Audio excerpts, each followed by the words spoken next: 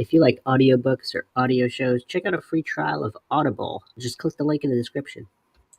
Welcome to Mindshock True Crime. This is your host, Bruce McGuire, and you are listening to the Columbine series. This has been a long-awaited, much-requested podcast into the deep dive of the Columbine High School massacre. What unfolded, what happened before it unfolded, why it unfolded, the aftermath, and why so much is still unknown and shrouded in mystery regarding the Columbine incident. And we're going to be dispelling a lot of myths that for some reason still perpetuate to this day regarding the Columbine killers. We'll also be diving into some conspiracy theories, multiple shooters, SWAT team fire, as well as a slew of other issues, including CIA connections from those involved, and Columbine itself, as well as Littleton and the surrounding area. And unlike other podcasts, I am going to start with the most mind-shocking content right off the bat. As always, if you enjoy the podcast, find it interesting, you donate to our PayPal, just check the link in the description. Make sure to subscribe to the channel, hit that bell for notifications, make sure you allow your device to have those notifications come through, or you can just go to youtube.com/Mindshock. You can like and share this podcast, share on social media platforms, Twitter, Facebook, Reddit, Patreon. Patrons do get priority for case topic, logical analysis, co-podcast requests. You could also be a guest in the podcast depending on your tier. Questions, comments, theories, thoughts, suggestions, rebuttals, debunkings of any kind, leave them in the comment section. So, yes, I am going to start off right off the bat with the mind shocks. I will be doing a brief overview of the entire incident for those who haven't heard of Columbine, even though it is technically the most infamous school shooting incident probably in world history, but definitely in American history. Columbine is just even referred to as Columbine. It doesn't even get the entire descriptive treatment as other events. You just say the word Columbine, everybody automatically knows what you're talking about in the U.S.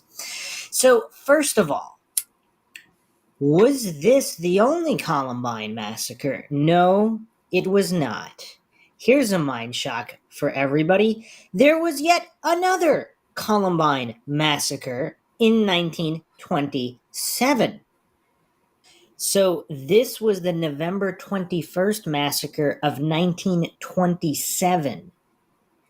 And this was 72 years before the famous April 21st, 1999 massacre. And this massacre was carried out by Colorado state troopers and militia against miners who were on strike at the Columbine mine in coincidentally named Serene, Colorado. So this is from coloradoencyclopedia.org, the Columbine Mine Massacre. On November 21st, 1927, members of a Colorado militia fired into a crowd of hundreds of striking miners in Weld County, the town of Serene, killing 6 and wounding 20. The Columbine massacre showed that little had changed in Colorado in terms of relations between workers and companies, as well as between labor and the state in the 13 years since the Ludlow massacre, the deadliest labor conflict in state history. And the Ludlow massacre was 13 years prior to that. And that was on April 20th, 1914. So, interesting dates here. We have almost to the exact day, within hours of the exact day of the April 21st massacre, 1999, there is a massacre, April 20th, 1914, and yet another massacre, November 22nd, 1927. Now, before we get to the Ludlow massacre, let me finish with the Columbine massacre of 1927. The disputed events Coal mining in Colorado. Mining in Colorado is often associated with precious metals such as gold and silver, but by the late 19th century, coal had become the state's most important commodity. It underwrote the entire industrial economy, from gold mining and smelting to construction and railroads. Coal also heated hundreds of homes in cities such as Denver. Unlike coal operations in the eastern U.S., coal mining in Colorado was dominated by only a handful of large companies, with the two most prominent being Colorado Fuel and Iron and the Rocky Mountain Fuel Company. Working in coal mines was dirty and dangerous. Even in the 1920s, after decades of labor activism had resulted in some gains for workers, coal miners still worked up to 12 hours a day, 6 days a week. They inhaled coal dust all day long, which led to the devastating respiratory disease known as black lung.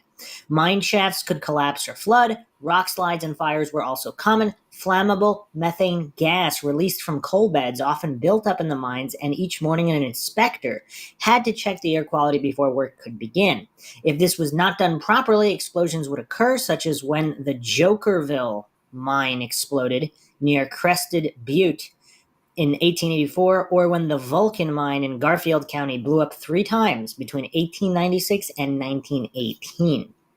Rise of the Colorado Wobblies. Given the slew of accidents, injuries, and deaths at the state's coal mines, it is no wonder that many miners turned to unions to advocate for better working conditions in the early 20th century. At Ludlow, in 1914, workers were represented by the United Mine Workers of America. The UMWA largely withdrew from Colorado by the 20s after its lack of success in the previous decade. In its place became a more radical union, the Industrial Workers of the World, the IWW, whose members were known as Wobblies and explicitly embraced communism. This position made the union a major target of local newspapers and state officials during the late 1910s and 20s, when anti-communist sentiment ran rampant across the country. In 1919, for instance, famous IWW leader William Big Bill Haywood was jailed along with several other union leaders. These actions, however, only resulted in other members stepping into the leadership void. The strike of 1927. In 1927, the catalyst for union activity in Colorado actually came from far beyond the state's borders.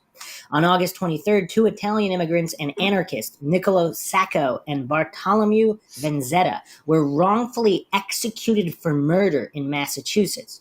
In response, the IWW, made up of immigrant workers from dozens of nations, urged coal miners in Colorado to go on strike in solidarity with Sacco and Vanzetti.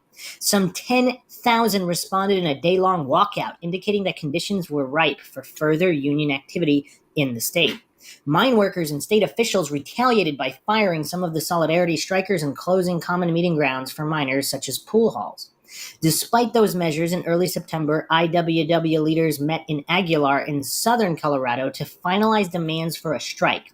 They wanted wages up from about $6 to $7.50 per day, employment of union check weighmen who verified each miner's tonnage, which figured into how much they were paid, and the recognition of pit committees, groups of employer and worker representatives who dealt with labor problems at mines.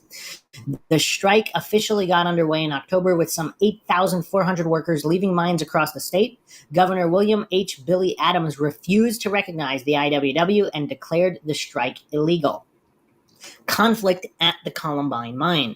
While the bulk of the state's coal industry was crippled by the walkouts, the Columbine mine near Lafayette was able to remain in operation by hiring 150 strikebreakers. Opened by the Rocky Mountain Fuel Company in 1919, the Columbine had quickly become one of the largest and most productive coal mines in the state, employing hundreds and leading Colorado in tonnage by 1923.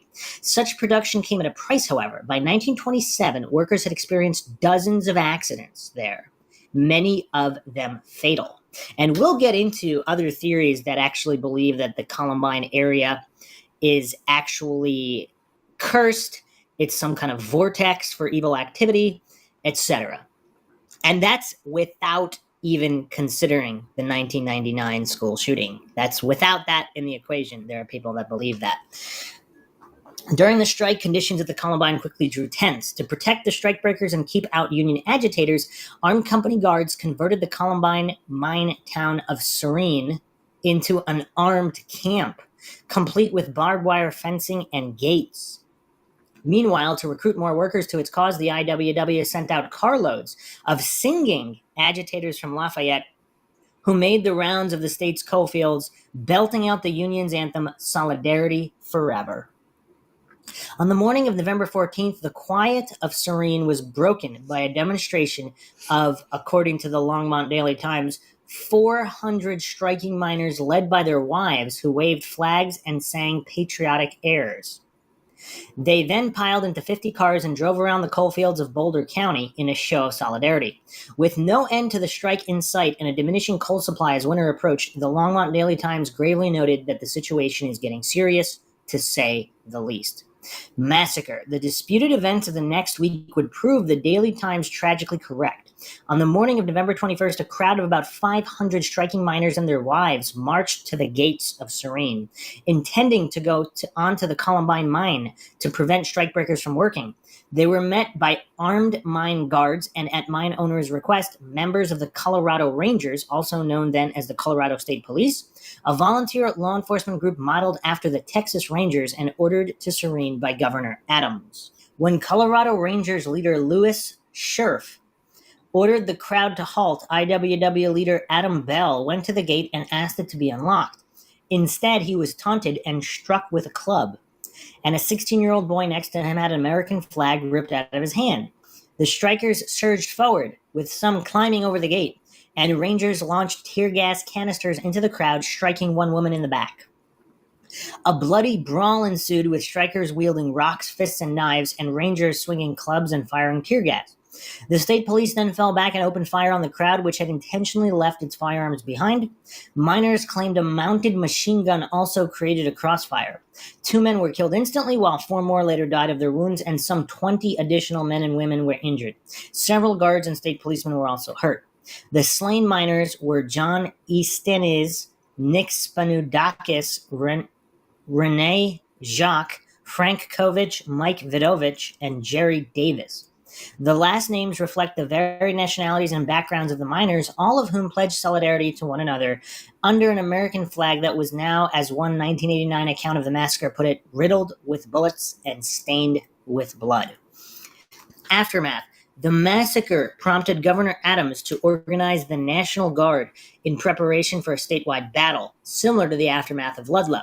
However, the Guard never left Denver. Somewhat surprisingly, there were no reprisal attacks in the northern or southern coalfields, suggesting strikers had tired of violence. Thereafter, the strike lost momentum as workers and other unions distanced themselves from the IWW and resumed negotiations with the state's industrial board.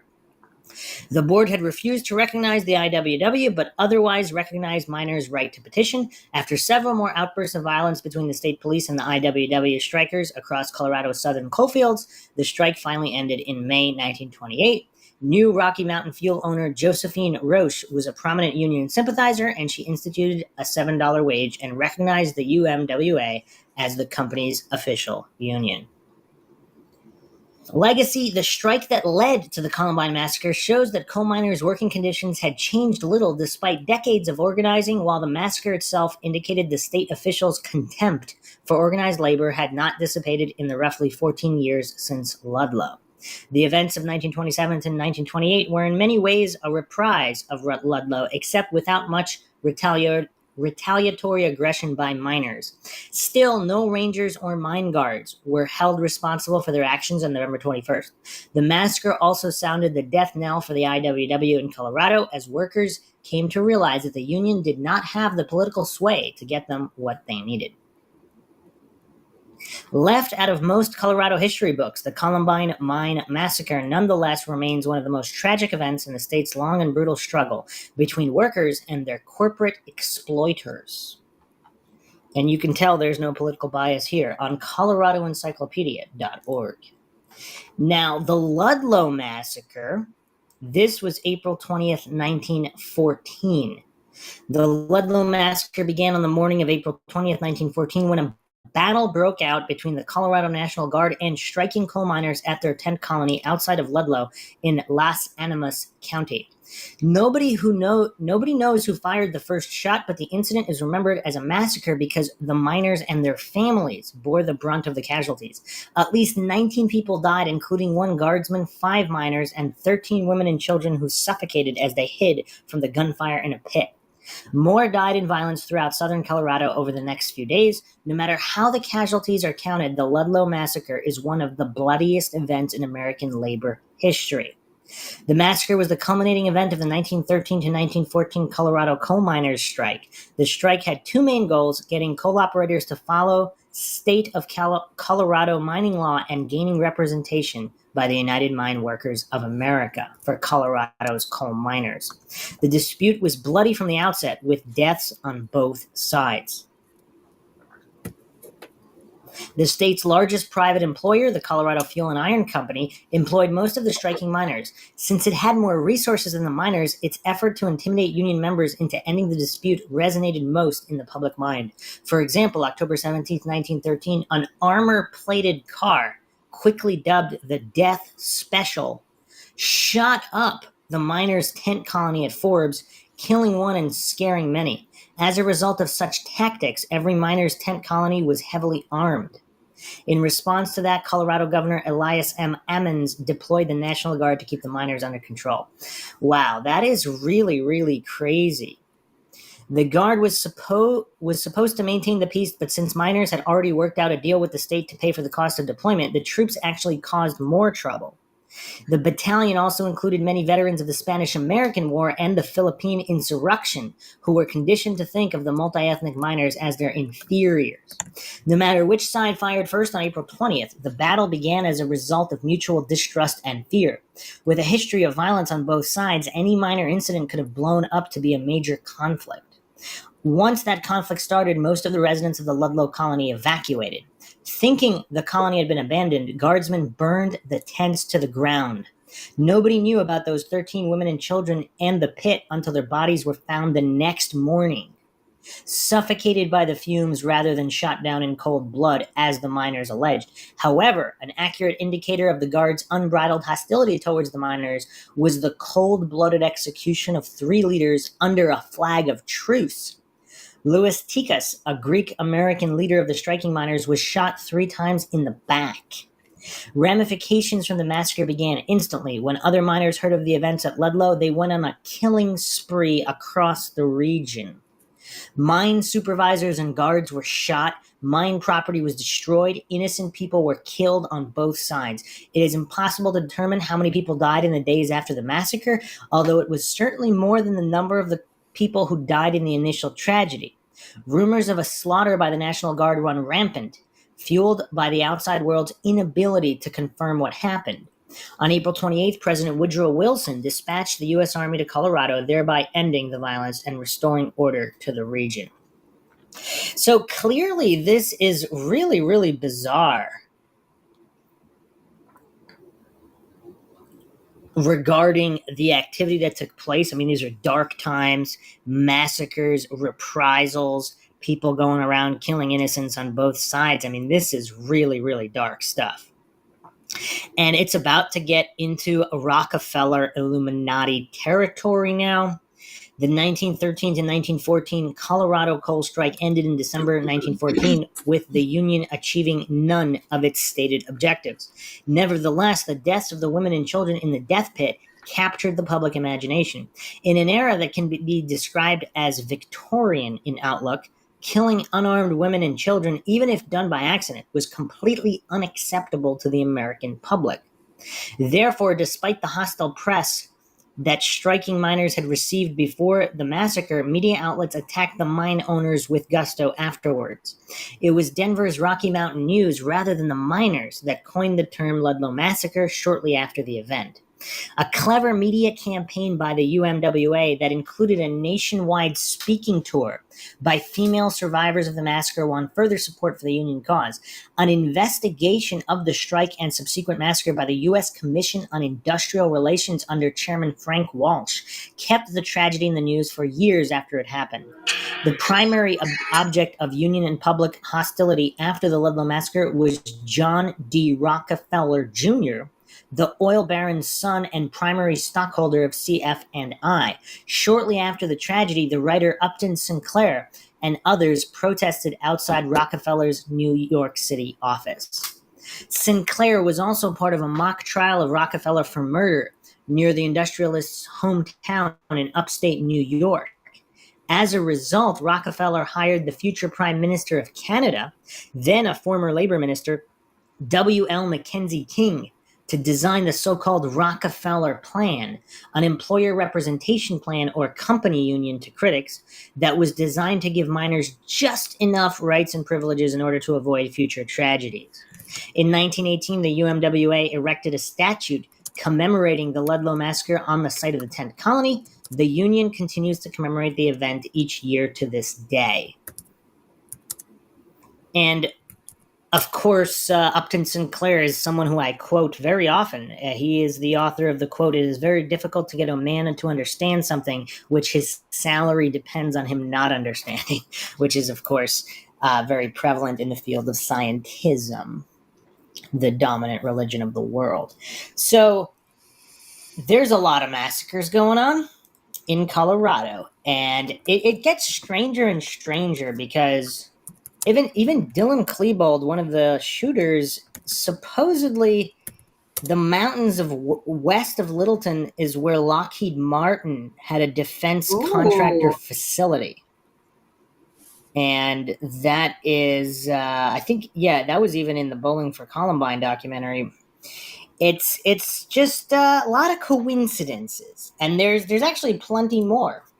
Dylan Klebold's birthday is none other than September 11th. And for those that say that's a coincidence, so it's 1 out of a 365 chance that his birthday would be on that day. But that's narrow.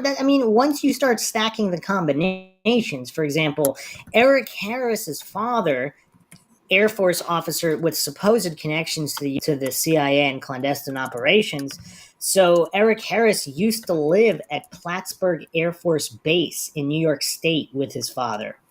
Allegedly, and again, I am not claiming this is true or untrue, supposedly at the age of 10, Eric Harris had complained to his friends that he was being drugged at the base. And it's rumored that there's a gigantic underground facility under the base with some kind of connections to MK Ultra programs. And I won't go too far down those rabbit holes right now because we have a lot to go through. But these are 2 massacres here in the general area in Colorado. One of them on approximately the same exact date within hours. It's just, I don't know. There's a lot of coincidences here. Some people allege that all of the strange behavior in Colorado it's because of some kind of hypoxia because of the altitude. Not that it affects everybody, but it affects people who already have some kind of mental illness, and it makes them go even more insane, and that's without getting into any kind of MK Ultra or any kind of drugs that individuals were on. Actually, I'll go with one more mind shock here. There's a redacted individual who was part of one of this. Actually, I'll get to it in a minute. This is probably the most mind-shocking thing about the entire incident, but let me preface it with death education. So this expose on death education, classes about death in schools and high schools, Columbine High School in Colorado was actually one of the first high schools to implement death education. This is a report from 1990, 9 years prior, on 2020. Not exactly an obscure program. Columbine specifically is featured here. Let's take a look. Aren't kids seeing more of death younger these days on television and with crack and violence in the streets? Isn't there a need to educate them younger about death? It sounds like one of those things, Tom, that would be a good idea, except empirically it's just not working out that way. See, these interventions aren't powerful enough They're not therapeutic enough, if you will, to keep the troubled kids out of trouble, but they are powerful enough to draw the untroubled kids into becoming troubled. I didn't see any reason to keep going. If I didn't have any friends, I didn't have anything to live for, I basically just stopped caring. Tara Becca believes she was seduced into a suicide attempt by her death ed class. 6 years ago, Tara was a junior at Columbine High in Littleton, Colorado. Her English literature teacher began weaving her own beliefs on reincarnation into the classroom discussions of death. This is what this teacher was teaching. When you die, you get all the knowledge that God has, and then you're recreated. You come back again in another life form, and you have all the knowledge that God knows. And for a person like me that definitely loved to learn, that was exciting. You know, wow, I get to learn everything God knows. Was death taught to you here as being something terrible, something to dread? Oh, no. No, it was exciting. It was something to look forward to. It was definitely very appealing. It was an escape. Tara finally decided she wanted to escape and saw death as the only solution to her typical teenage problems. She recreated her actions of that night for us, just as she had carefully planned her own suicide. We talked about what we wanted to look like in our casket. That night I went and I had my hair fixed up and I had my nails done. Then she searched the nearby Rockies for a suitable cliff to drive over. She sat in her car for hours contemplating the life or death decision. I wanted freedom from my body, and this was the only way I could get free from myself. I would no longer be in bondage, and this is what the teacher and everybody in the class was talking about. So I decided that I was going to make everything look like an accident. After carefully planning her own suicide, Tara drove home for one last visit. I came home late that night after thinking it all over, and my dad met me at the front door, and they could see that I was definitely not with it. I was saying things like, it's not really me. And my mom and dad knew that there was something desperately wrong, so they took me to the hospital and put me in a psychological area of counseling so that I could get some help. Tara's English teacher is no longer at Columbine High. The school has refused to comment on the case, other than to say the course had nothing to do with Tara's problems. You were, as a teenager, confused, you were depressed, you felt lonely. I mean, without this class, might you not have been a candidate for suicide? I had thought about it as a possible option for a lot of years, but I never would have gone through with it. Never, because I wasn't brave enough. The things that we learned in the class taught us how to be brave enough to face death. What makes us think that American education is going to do a good job teaching death education? We ought to be trembling about the fact that the schools, which have failed to teach academics, are now presuming to teach matters of life and death. Yes, some elements of this teaching just do seem overly morbid, touching cadavers and everything. We should point out that the use of actual bodies in these classes is reasonably limited, but we had no trouble finding this course. Do parents know that this is being taught in each case? That's a major problem, Hugh, that schools teaching these courses without letting the parents at home know. And the answer is for the parents, either individually or collectively as a group, if they're concerned about this, to go to their school to find out if death ed is being taught, and then find out what's in the curriculum, because that's important. Also, is it an option for the kids, or are they being pushed into this by peer pressure? Parents know whether the kids are emotionally ready for it. You know, in sex education, a lot of experts feel that questions should be honestly answered, but that to load a lot of information that's unasked on little kids is probably... On a young mind, it is a heavy burden to get into that type of subject, including death. Right. Thank you, Tom. Certainly. So, disturbing testimony from Tara Becker.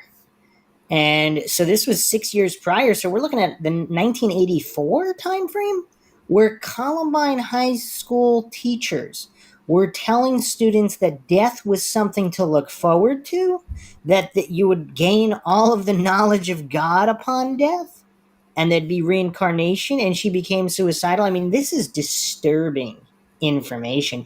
And it was featured specifically on 2020 regarding Columbine High School. And I'm going to read another article here. What caused Columbine? This is from the Phyllis Schlafly Report, Volume 32, Number 11. It was published in June 1999, so shortly after. Everybody's looking for the causes of the terrible tragedy at Columbine High School in Littleton, Colorado, and for ways to prevent such horrible happenings in the future.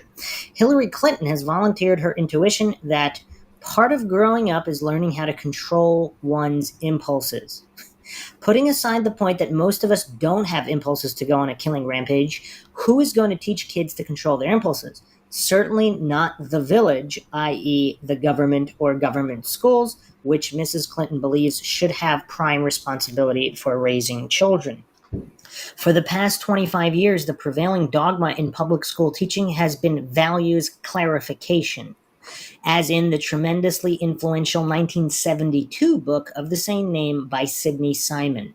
That means teaching students to reject the old moral and ethical standards and instead make their own choices and build their own value system. Indeed, Eric Harris and his sidekick Dylan Klebold did build their own value system, which allowed them to kill 13 people at Columbine, then take their own lives. Harris and Klebold were not dumb or underprivileged. They came from affluent two-parent families. Professionals who evaluated them concluded that Harris was, quote, a very bright young man who was likely to succeed in life, end quote, and that Klebold was, quote, intelligent enough to make any dream a reality, end quote, New York Times, April 23rd, 1999. Values clarifications teaches that since there are absolutely no absolutes, students should engage in personal decision-making about behavior instead of looking to God, the Ten Commandments, parents, church, or any other authority which teaches that behavior should conform to traditional morality. Values Clarifications is a book of 79 dilemmas for the teacher to present to students should engage in personal decision-making about behavior instead of looking to God, the Ten Commandments, parents, church, or any other authority which teaches that behavior should conform to traditional morality. Values Clarifications is a book of 79 dilemmas for the teacher to present to the students. The most frequently used classroom dilemma is the lifeboat game and its numerous variations, such as the fallout shelter. The student is told that there are 10 people in a sinking lifeboat, and 4 must be thrown out to drown so that the other 6 may live. The student is vested with the authority to decide who lives and who dies. Shall it be the famous author, the pregnant woman, the rabbi, the Hollywood dancer, or the policeman? Any answer is acceptable. Whatever each student feels comfortable with is okay, and the students can all choose different drowning targets because there are no right or wrong answers. No wrong answers, that is, except one. One mother told our Eagle Forum Parents Advisory Center that her child answered the question by saying, Jesus brought another boat and nobody had to drown. That child got an F for giving an unacceptable answer. The worldview of Cassie Bernal, who looked into the barrel of a gun and said, yes, I believe in God, is not acceptable within the rubric of values clarification. She was killed by a fellow student who had built his own value system. As in the lifeboat game, Harris and Klebold had already decided that it was their right to decide who would live and who would die. Harris posted on the internet, quote, my belief is that if I say something, it goes. I am the law, and if you don't like it, you die. Feel no remorse, no sense of shame, end quote. Washington Post, April 29, 1999. As part of a government and economics class at Columbine, Harris and Klebold made a video in which they showed themselves as hitmen hired out to do violence to athletes. The video was violent and ended with the 2 bludgeoning the head of a dummy amid much fake blood. It amounted to a practice run for the Columbine shooting. The teacher of that class has refused to talk to reporters about the tape. Washington Post, April 29, 1999. Another student-made video ends with 4 students walking away from Columbine High School, which explodes in a scene of orange special effects flashings. Denver Rocky Mountain News, May 6, 1999. When a surviving student was asked if anybody noticed anything odd about those student-made videos, she replied that, quote, everybody's video involved fighting, end quote. She noted that many of the videos were violent and that her own contained sexual scenes. In creative writing class, Harris wrote his will as one of his assignments. Harris's and Klebold's writing were filled with gore and profanity. According to another student, they wrote about rocket launchers, grenades, zombies killing people, ripping people's flesh. Harris and Klebold spent many hours and hours playing death matches with violent video games. Associated Press, April 22nd, 1999. Harris was thrilled when Bill Clinton started bombing Yugoslavia. A classmate who sat next to him remembered Harris saying, quote, "I hope we do go to war. I want shoot everyone," end quote. Harris tried to enlist, but Marine recruiters turned him down when they discovered he had taken a powerful antidepressant drug called Luvox. Washington Post, April 29, 1999. And the Luvox scandal and all the things associated with all of these antidepressant drugs that seem to be involved in every single mass shooting. I won't be going down that rabbit hole in this podcast, but there's so much other information to go over here. Modern public school teaching exalts tolerance of other people's behavior as the highest virtue and self-esteem as education's principal objective. Harris and Klebold made a practice of annoying their teachers by propping their feet on their desks and leaning back in their chairs. In the modern classroom, we are forbidden to be judgmental about the behavior of others when they indulge their impulses instead of controlling them. This article is kind of all over the place. Obviously, there's plenty of peaceful slackers who also sit like that. Death education at Columbine. In 1987, Eagle Forum of Colorado produced a 2-hour video in which student Tara Becker spoke at length about the relentless focus on death, dying, and suicide in her junior class at Columbine High School in Littleton, Colorado. She and several of her classmates attempted suicide as a result of this depressing curriculum, and it took them many months to recover from the experience. Tara was subsequently interviewed for the ABC TV 2020 program, aired September 21st, 1990. Where she said, "I had thought about suicide as a possible option for a lot of years, but I never would have gone through with it because I was never brave enough. The things that we learned in that class taught us how to be brave enough to face death." She added, "We talked about what we wanted to look like in our caskets." I mean, this is gruesome.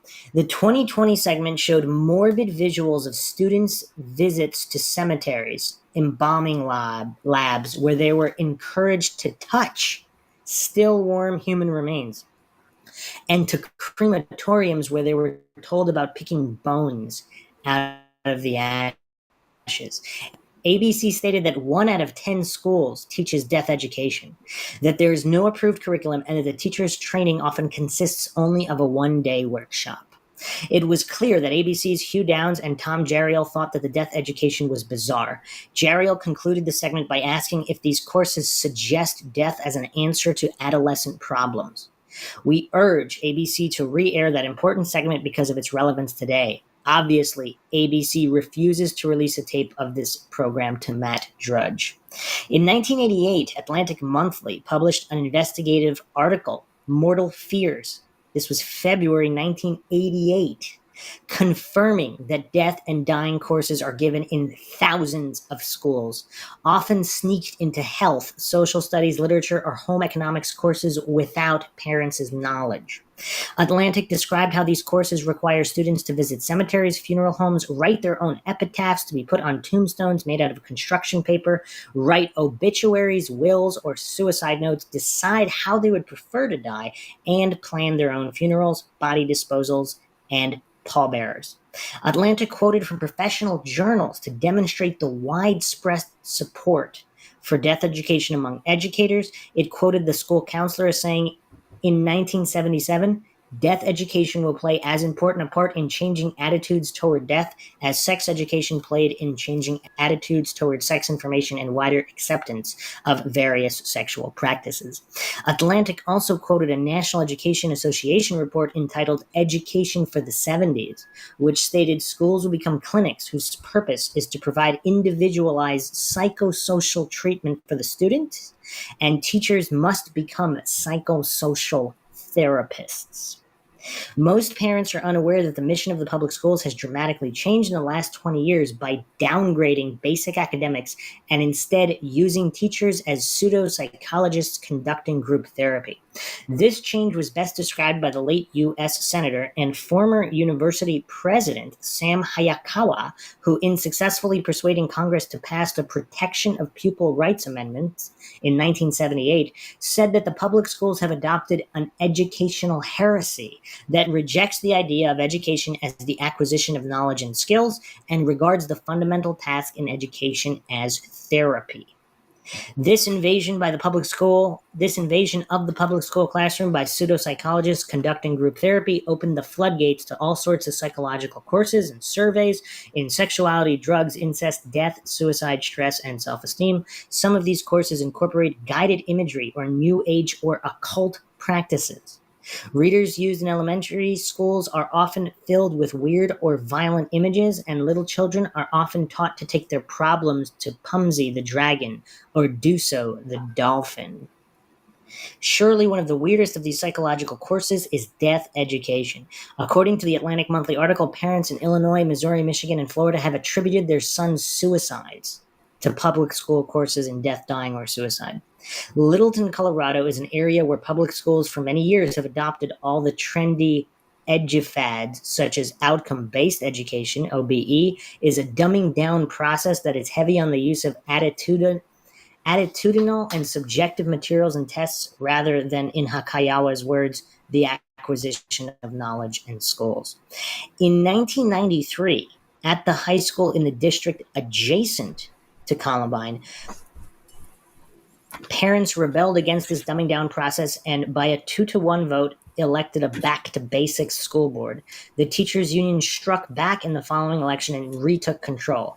The union was supported by People for the American Way, using the usual negative slurs to accuse those opposed to OBE of being fundamentalists and part of the religious right. Oh, God. Some politicians, unfortunately, are using the Columbine tragedy to push their liberal political agenda, such as gun control.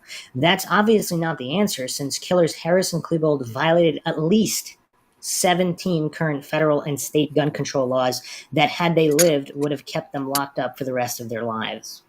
Does anybody think that Harris and Klebold would not have known how to release a mandatory gun lock, or would have been deterred by a 3-day waiting period, since Harris's own journal detailed year-long plans for the killing?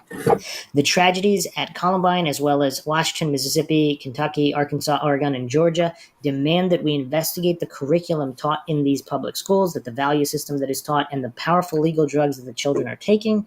We are paying a terrible price for allowing public school curricula to teach students to create their own value system instead of respecting moral laws such as thou shalt not kill. So, interesting write-up regarding death education. Here's one more article from June 28, 1999. Culture of death caused Littleton massacre. Formerly suicidal student. Apparently there were many suicidal students here. Former Columbine student says classes caused her suicide attempt. Columbine killers were steeped in death awareness education. Columbine High School graduate Tara Merrill, who now lives near Nashville, Tennessee, attempted suicide in 1985 while attending the Littleton, Colorado high school that taught death awareness as part of its curriculum. Several of her friends also attempted suicide. The possible link between suicide, death, and the Columbine High School curriculum even got the attention of ABC's 2020. In a 1991 interview, Tara told 2020's Tom Jeriel that she was taught at school that death was something to look forward to. I had thought about suicide as a possible option for a lot of years, Tara said during the nationally broadcast interview, but I would have never gone through with it, never, because I wasn't brave enough. The things we learned in the class taught us how to be brave enough to face death. The woman who initially encouraged Tara to go public with her story, Colorado Eagle Forum director Jane Schindler, told conservativenews.com yesterday that Tara believes in a connection between the curriculum and the Columbine massacre. Tara wasn't surprised by the shooting at Columbine, said Ms. Schindler. She said the only difference between her suicide attempt and theirs is that they took victims with them. Ms. Schindler says Columbine's school system, Jefferson County, has one of the highest suicide rates in the nation. She also says Columbine remains a cutting-edge school for liberal social engineering and progressive programs like Goals 2000. Every educational fad came through there first, she said. Columbine had the best. Major media outlets have barely mentioned the death education factor. The Associated Press did mention on April 22nd that Eric Harris wrote out his will for an assignment in his creative writing class. And the April 29th Washington Post said part of Harris's and Klebold's government and economies class included the two making a video where they acted as hitmen and bludgeoned the head of a dummy amid much fake blood. But Tara Merrill says death awareness education was quite prominent at Columbine. It was integrated into many of the courses at the school. After one fellow student committed suicide, they had a suicide talking day in every class. She says students were instructed to write their own obituaries and suicide notes. This is dark. She told Miss Schindler that death was made to look more glamorous than living, that reincarnation would solve their problems, and that she would be doing the planet a favor by removing herself. I imagine the two killers felt they were doing the world a favor by taking these people out with them, Miss Schindler told conservativenews.com. The 2020 segment on Tara and Columbine showed morbid visuals of students visiting cemeteries and bombing labs where they were encouraged to touch corpses and to crematoriums where they were told about picking bones out of the ashes. According to the Atlantic Monthly, first graders in one Florida school were taught to make model coffins from shoeboxes. Elsewhere, students were asked to sit in coffins as a way to confront the fear of death. A 10th grade lesson plan from Charlotte, North Carolina tells students to write their epitaphs on construction paper cut into the shape of a tombstone and to plan their own funeral. Try to include all the details and wishes, no matter how bizarre, the curriculum states. 2020 reported that 1 in 10 high schools in the nation teaches death awareness. Atlantic Monthly stated in 1988 that thousands of schools are involved. They quote the president of the Association for Death Education and Counseling, professor of psychology Judith Stillion of Western Carolina University. The increase in youth suicide is heightening awareness of the need for education in death and dying. But is this a chicken or the egg situation? The magazine, The School Counselor, argued in 1977 that death education will play as important a part in changing attitudes towards death as sex education. Okay. The National Education Association does not necessarily condemn death education, and when asked by this news service, would not comment specifically on any relationship to the curriculum and the Columbine massacre. We don't have a position praising or condemning it, said Kathleen Lyons, the NEA's manager of news media services. Columbine High School in Jefferson County school system could not be reached. Columbine High told 2020 and 1991 that Tara's English class discussing death and reincarnation had nothing to do with Tara's problems. Interesting. Eagle Forum President Phyllis Schlafly, former head of Stop ERA, is calling on the major media to cover the death education aspect of the massacre. She wants ABC to rebroadcast their 1991-2020 episode. She says ABC refused to release the video of the show to star internet reporter Matt Drudge. I think the curriculum is the number one factor in our culture today, Ms. Schlafly told conservativenews.com. The media doesn't want to face up to it. The public education apparatus is too big and powerful, and no one wants to take it on. So, very, very interesting and curious comments regarding death education. Also, Mark Taylor's mother apparently stated this as well, that she believed that classes like these aided in the massacre. So, yeah, apparently there were a lot of suicides, and including one of the primary investigators, his son committed suicide. I mean, there's just, yeah, it's pretty gruesome and dark. Apparently, a lot of the SWAT members either committed suicide or died as a result of drug issues. Obviously, some of them felt guilty for just standing around the school, and it goes even deeper. There's a lot more in the conspiratorial realm than people even talk about. We're not even talking about multiple shooters. I mean, obviously that's one of the biggest conspiracies. There's conspiracies that SWAT actually shot students, or one particular student. His parents actually filed a lawsuit. And there's just so much. But before I get into that, I just want to address the common misconceptions. And the main one is that this was never planned as an actual shooting. So they planted bombs in the school.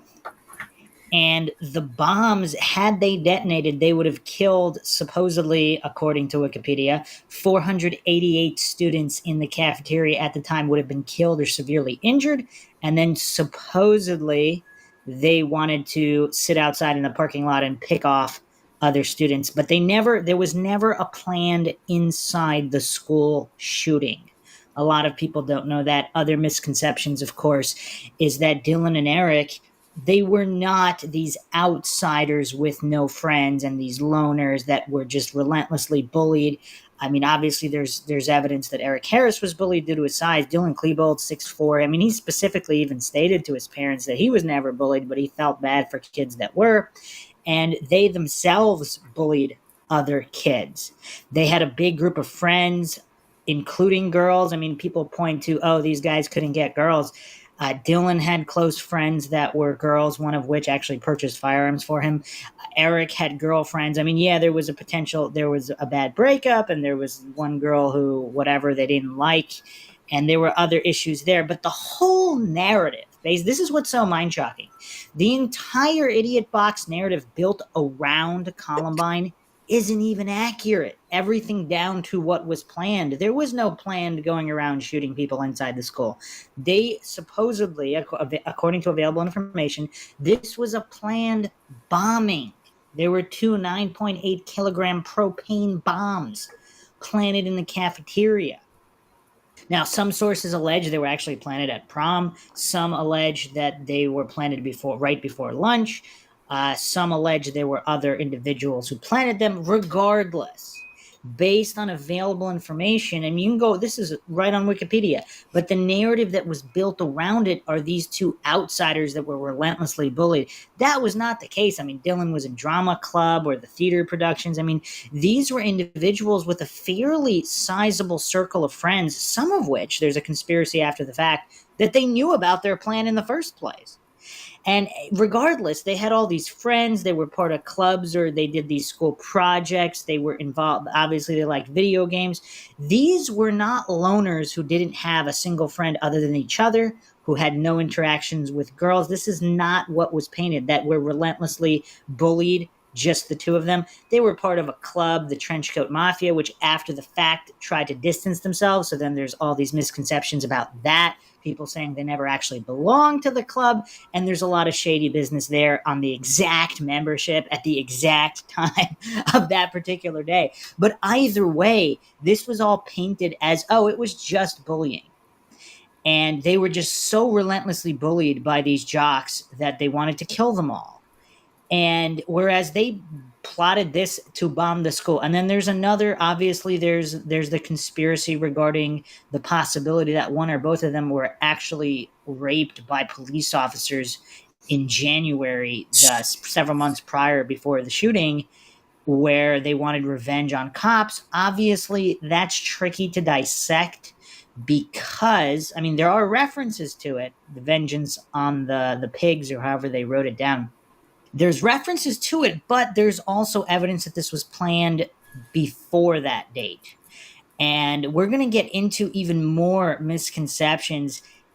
Did Dylan Klebold even want to go on this so-called spree? They used NBK, Natural Born Killers, as kind of a code word for what their plan was.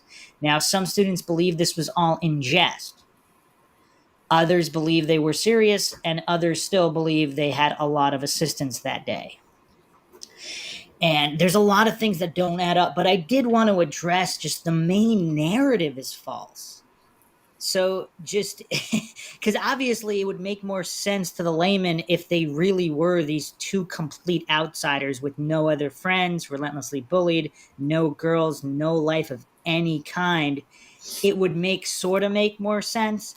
And of course, the cognitive dissonant and the mentally weak, they want things to make sense. So the media ran with that narrative instead of truly trying to understand the root causes on why these individuals did this.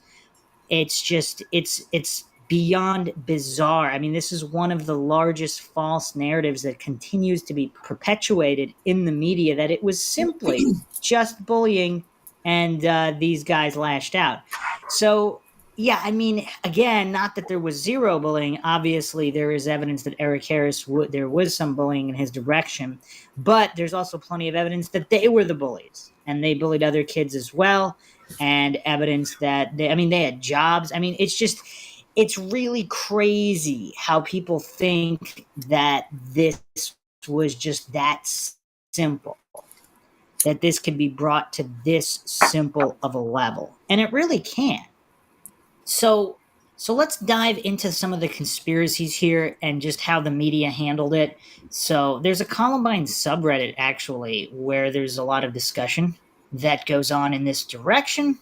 There's a really, really astute post by Abandoned X Earth, who calls himself a Columbine researcher, that a giant chunk of news footage recorded was either not archived or purposely never released because journalists wanted to cover up the fact that they broadcasted footage of police recklessly firing into the school, showing uncensored bodies on national TV, showing the infamous 1 am bleeding to death sign, but ignoring it, resulting in the death of Dave Sanders, and most controversially, interviewing students right after they escaped the school and immediately asking sensitive questions. Everyone was critical of the police and the media for handling the situation very, very, very poorly, and they wanted to push forward that narrative that the police actually saved the day when they really didn't. So covering up any existing footage that shows their mistakes would spare them of any criticism. This also goes hand in hand with the theory that law enforcement injured students. Now, there was actually an entire lawsuit launched here, and a lot of people don't know this. So this is an article from the New York Times by Michael Janofsky, January 6, 2002. Parents want new inquiry into Columbine killings. Brian E. Rohbau and Susan A. Patrone never much trusted the official account of what happened that awful day at Columbine High School. The report by Sheriff John P. Stone of Jefferson County concluded that their son Daniel and the 12 others killed on April 20th, 1999 were all shot by Eric Harris and Dylan Klebold, Columbine students who then shot themselves to death. But Daniel's parents said a growing list of inconsistencies among accounts of the shooting had led them to suspect that their son had been killed not by the rampaging teenagers, but by a police officer. They just couldn't prove it. Now they believe they can. A woman who was unknown to investigators until recently has offered to testify that in a chance encounter 2 days after the shooting, a Denver police officer told her that he believed he had accidentally shot a boy outside the school. That boy was Daniel, his parents said. In a long interview this week, the parents, who divorced in 1990, said the woman's testimony would not only conflict with Sheriff Stone's version of events, but would also show that the sheriff's department had tried to hide what really happened in the worst school shooting in American history. And this was, of course, published in 2002. As a result, Mr. Rohrbau, Ms. Patrone, and families of other Columbine victims have filed a motion in federal district court here asking Chief Judge Louis T. Babcock, who dismissed several lawsuits by the families against Jefferson County and the sheriff in late November, to reinstate them. I'm not interested in money, Mr. Rohrbau said. I just want answers. The motion includes a signed affidavit from the woman, Celine Marquez, a Jefferson County school administrator, describing her conversation with the police officer, Sergeant Daniel P. O'Shea. It also lists statements by the sheriff's department since the shootings that the plaintiffs say conflict with each other and with findings by other agencies, including the Colorado Bureau of Investigation. So one agency actually concluded that it was Eric Harris who shot him, the other Dylan Klebold. So obviously that's an issue there. Sheriff, I am very angry, Mr. Raubaugh said, reviewing his failed efforts to gain more information from Sheriff Stone. We are fighting this blue wall, and I don't think he has the courage to stand up and tell the truth. Sheriff Stone declined a request for an interview, as he has since the days after the shootings. After Mr. Raubaugh and Ms. Patron filed the latest motion, Sheriff Stone asked the Sheriff's Department to neighboring El Paso County to review all matters related to Daniel's killings. With that about to start and with the new lawsuits possible, Sheriff Stone's spokeswoman, Jackie Tallman, said he stood by his original report. The El Paso investigation is the third review of the shootings after Sheriff Stone's internal investigation in 1999 and a broader effort a year later by a panel appointed by Governor Bill Owens that sought Sheriff Stone's testimony. He declined, citing pending litigation. The panel's report was highly critical of Sheriff Stone and said the massacre might not have happened had his department acted on previous information about the teenage attackers. And that's, of course, another rabbit hole where Brooks Brown and his parents reported Eric Harris for various incidents, and they were never properly investigated.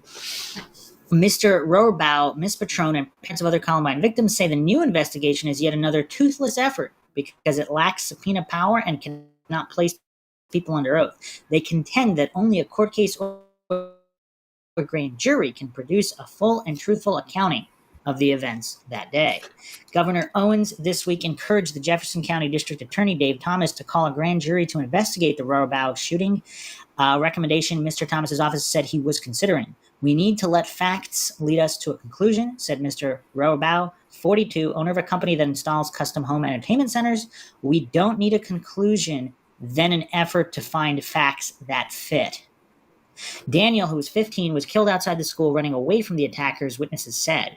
A bullet to the chest, one of three that struck Daniel, was the fatal shot, the autopsy report said. At the time, Miss Patron, 42, had been remarried for 8 years to Rich Patron, a real estate agent, but the search for more information brought her and Mr. Raubaugh together, they said, in a bittersweet fashion, with support from Mr. Patron and from Lisa Raubaugh, a nurse whom Mr. Raubaugh married in 1999.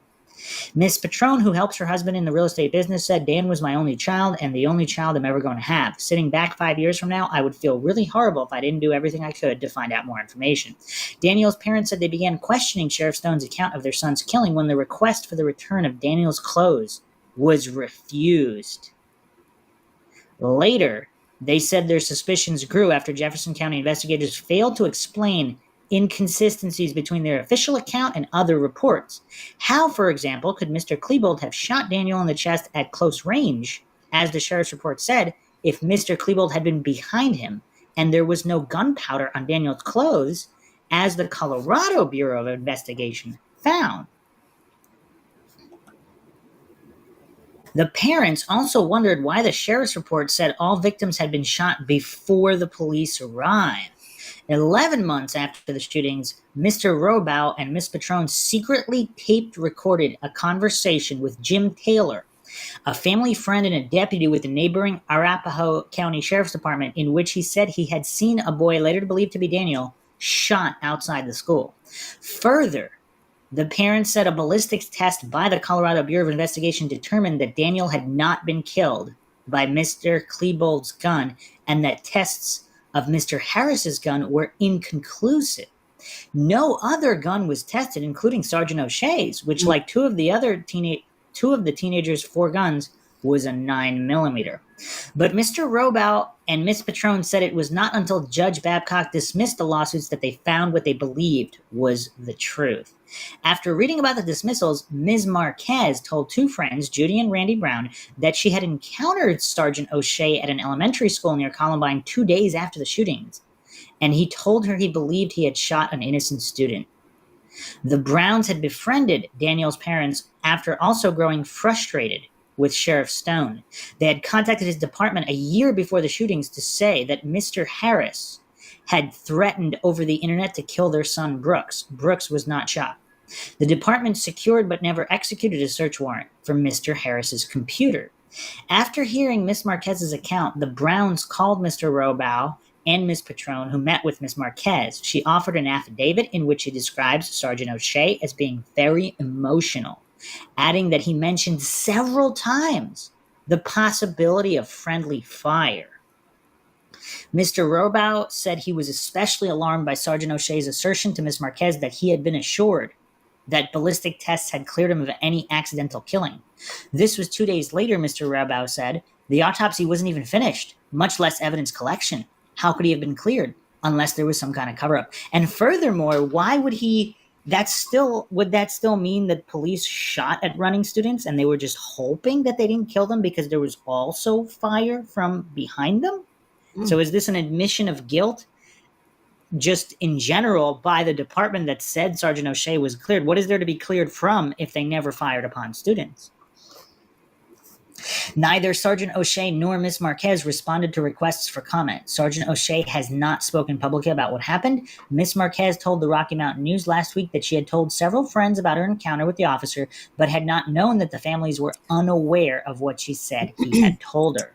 So as part of, like anytime law enforcement uses their firearm, they have to be accountable for every single bullet, right? And so when they go back to the unit of the precinct, whatever you want to call it, and they return their firearms and their ammunition, their magazines, etc., for when they are off duty, then these are all things that are logged, and so people would have access to this information. And the question that should be asked is how many law enforcement officers were there, and how many reported having ammunition missing or that was expended during the event.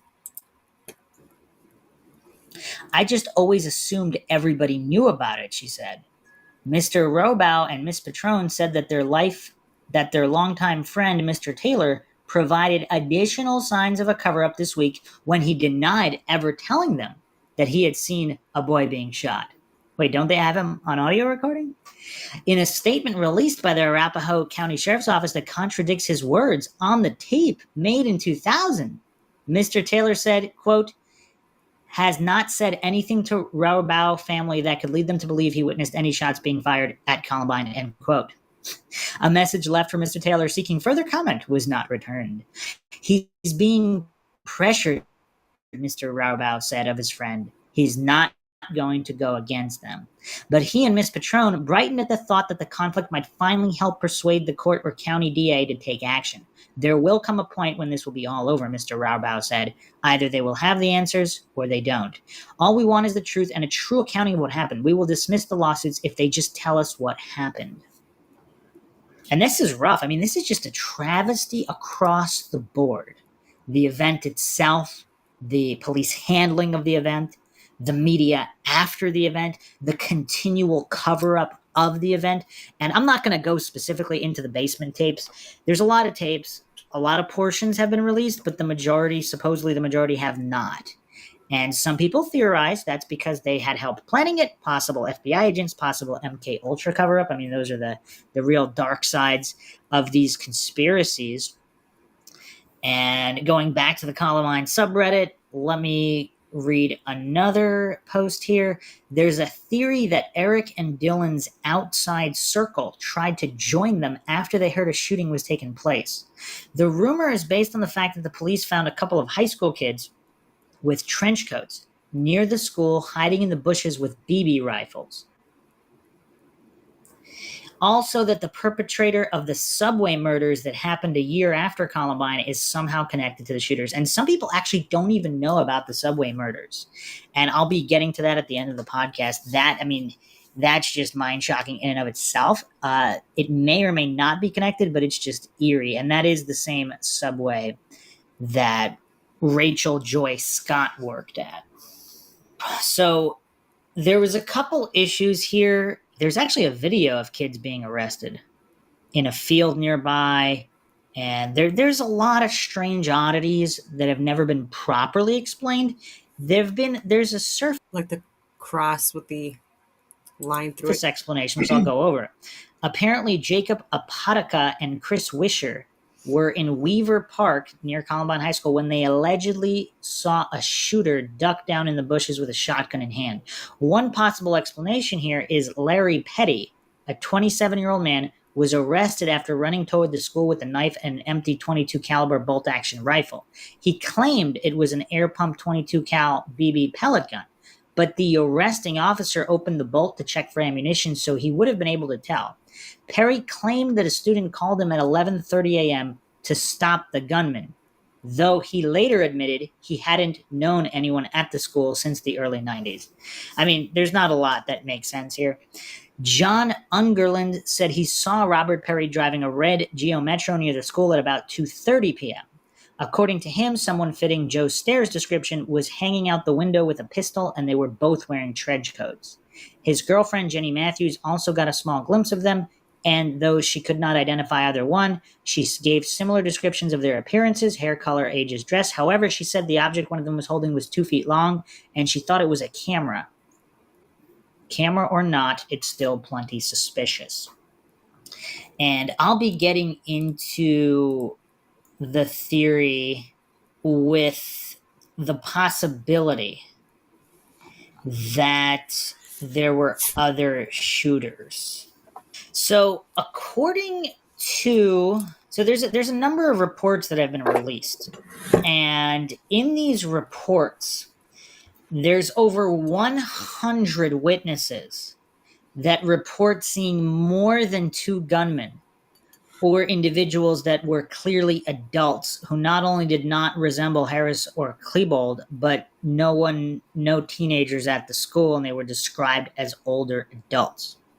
So, and 40 of these witnesses, and this is in all the paperwork, this is in the documents that have been released, over 40 witnesses actually identified who they saw by name that was not Eric Harris or Dylan Klebold. Also, there were at least 99 bombs found in and around the school. So the theory goes, this is leading many to question the official narrative because, and these are posts from various subreddits, including the conspiracy subreddit on Reddit, which gets a lot of action, of course. How could 2 teenagers have transported and positioned all of these devices? Why do so many witnesses identify others, not Harris and Klebold, as carrying duffel bags into the school? Sheriff John Stone said, "I've never thought it was just 2 suspects because of the amount of stuff that was brought in, but we don't have enough to charge anyone." This was Associated Press, July 29th, 1999. So he actually made this statement. More points here from the conspiracy subreddit. Following a tour of the school, Governor Bill Owens told Channel 9 News, April 23rd, 1999, quote, "The officers in there are convinced there had to be more people involved. There's just too much stuff in there," end quote. And new evidence tonight, Dylan Klebold and Eric Harris may not have acted alone. FBI sources tell CBS News the detonator on the propane tank bomb found in the kitchen is so sophisticated, it is unlikely that the 2 made it themselves. Bill? Why did at least 35 witnesses report hearing gunfire or explosions after 12 p.m. when Harris and Klebold were alleged to have killed themselves? According to Denver Post, April 21st, 1999, by 3:45 p.m., shots still rang out inside the school. That's quite curious, isn't it? And even the most devout coincidence theorists have failed to explain that as far as I was able to find. Why did so many witnesses recall hearing gunfire and explosions simultaneously or near simultaneously in different parts of the building when the suspects were officially together for the entirety of the attack? I mean, you could even pick some stuff out on some of the news footage where you can see muzzle flash on different floors. I don't know. It's weird. Why did a number of students recall hearing fully automatic gunfire when no automatics were officially used? How would the suspects have obtained fully automatic weapons? Why does the final report of the Jefferson County Sheriff's Office indicate that the suspects never went to science rooms 1 and 8 when numerous shell casings were discovered in this area? Why does the final report of the Jefferson County Sheriff's Office include no mention of one suspect's brief exit on the east side of the school as reported by multiple witnesses? If the suspect on the roof was in fact an innocent repairman, why did witnesses see him aiming a weapon? Were shell casings found on the roof, as some have said? Did a film of one or two of the suspects on the roof provided to the police exist, as 3 witnesses maintain?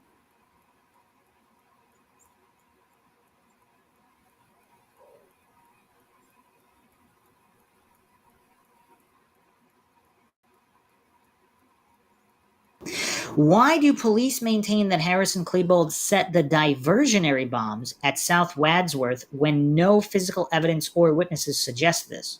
Why have they ignored witnesses who identified another suspect, a member of the Trenchcoat Mafia, as fleeing one of the bombs? Why did police announce that the shotguns recovered had no serial numbers when their serial numbers appear in the police files? Were 4 shotguns found, 2 with serial numbers and 2 without? Why didn't police investigate where the high point 9mm rifle and the pump-action shotgun used in the attack came from? Harris and Klebold. Why were none of Harris's and Klebold's fingerprints found on all but 2 of the items seized by the police? Whose fingerprints, if any, were on the weapons? Why would 2 students who, contrary to popular myth, who were not bullied, were not psychopaths, and did not hate everyone, commit a suicide attack on their high school only weeks before graduation? And then, of course, that is disputed with Eric Harris, who may or may not have been a psychopath. He was on Volox medication. Why did Harris and Klebold continue to hand in assignments, studied for tests, and select colleges? Why did Harris make plans with his friends in New York for that summer? And that could actually possibly be explained by some kind of split personality disorder or other mental issues. I see a lot of people pointing to that. People who legitimately committed suicide did make plans sometimes. Now, that doesn't mean they did or they didn't. Obviously, there's a lot of funny business here that does need to be examined. I'm just pointing out that that doesn't automatically mean that this couldn't have been planned simply because he said he would hang out with friends in New York. Why, in the photo of their bodies, is Klebold, who is left-handed, holding the Tech 9 in his right hand? How would Klebold, holding the gun in his right hand, shoot himself in the left temple? Why is Harris's shotgun under his leg? The blood splatter evidence indicates they were lying prone in the exact positions they were photographed.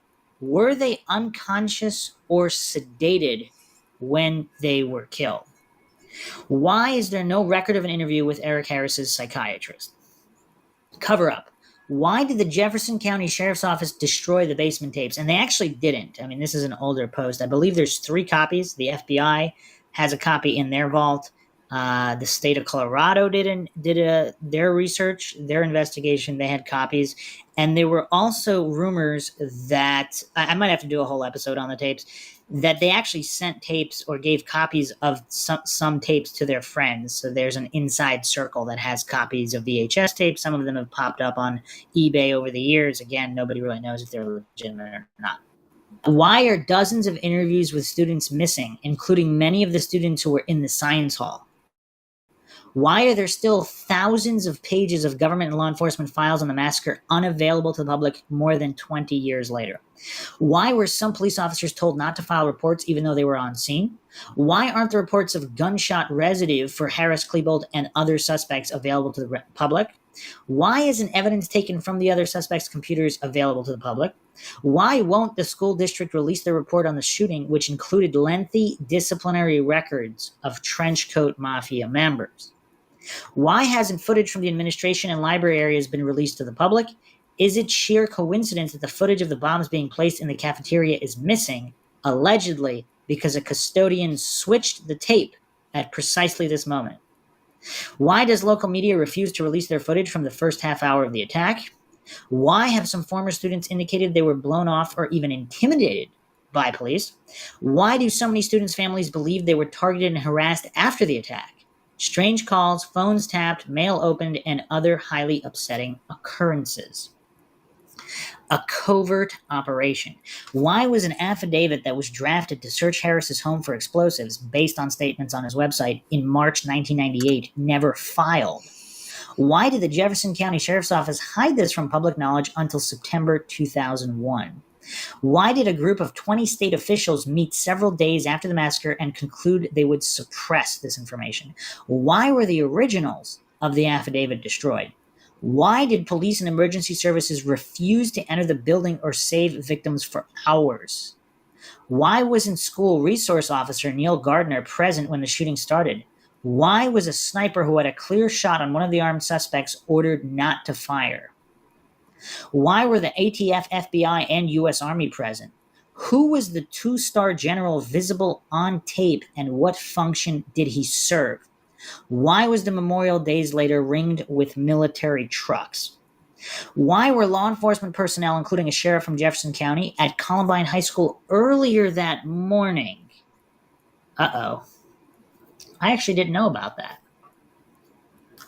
That never bodes well. Why did FEMA conduct a 4-day disaster drill in 1997 designed specifically to address the needs of Jefferson County, in which future Sheriff John Stone and a number of county officials participated?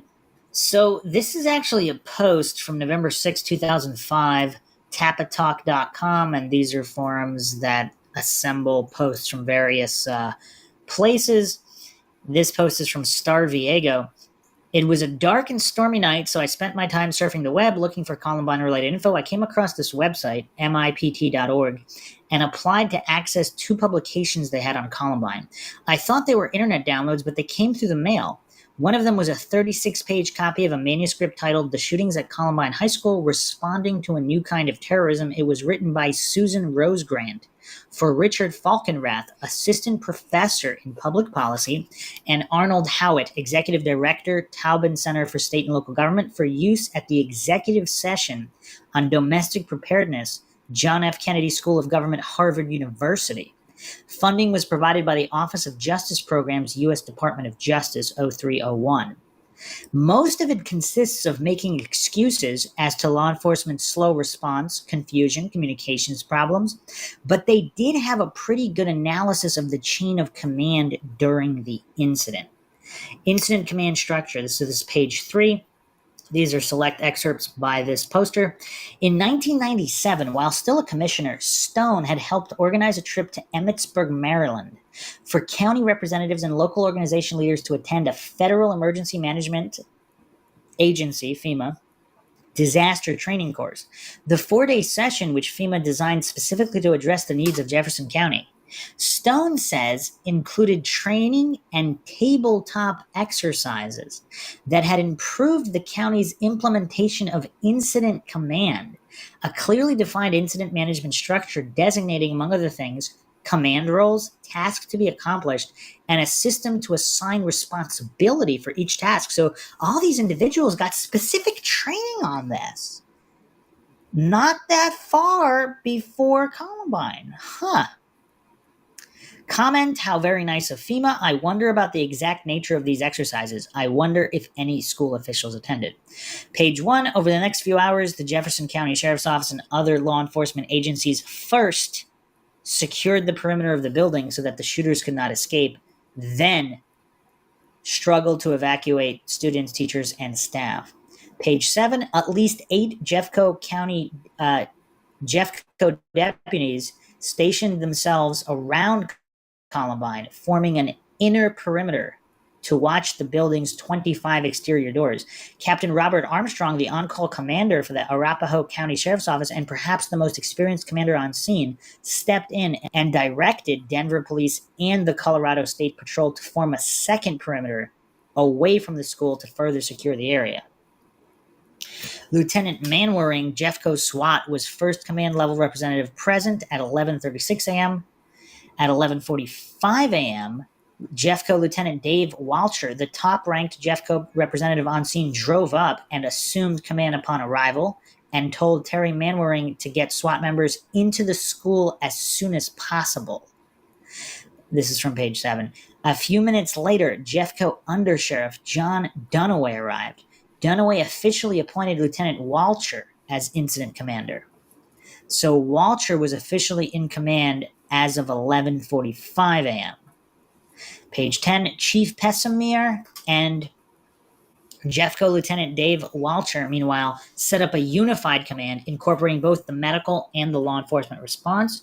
Page 13, by 1240, Jeffco's mobile command bus had arrived, and instead of grouping around Sergeant Phil High's patrol car, the command post operation moved inside the bus.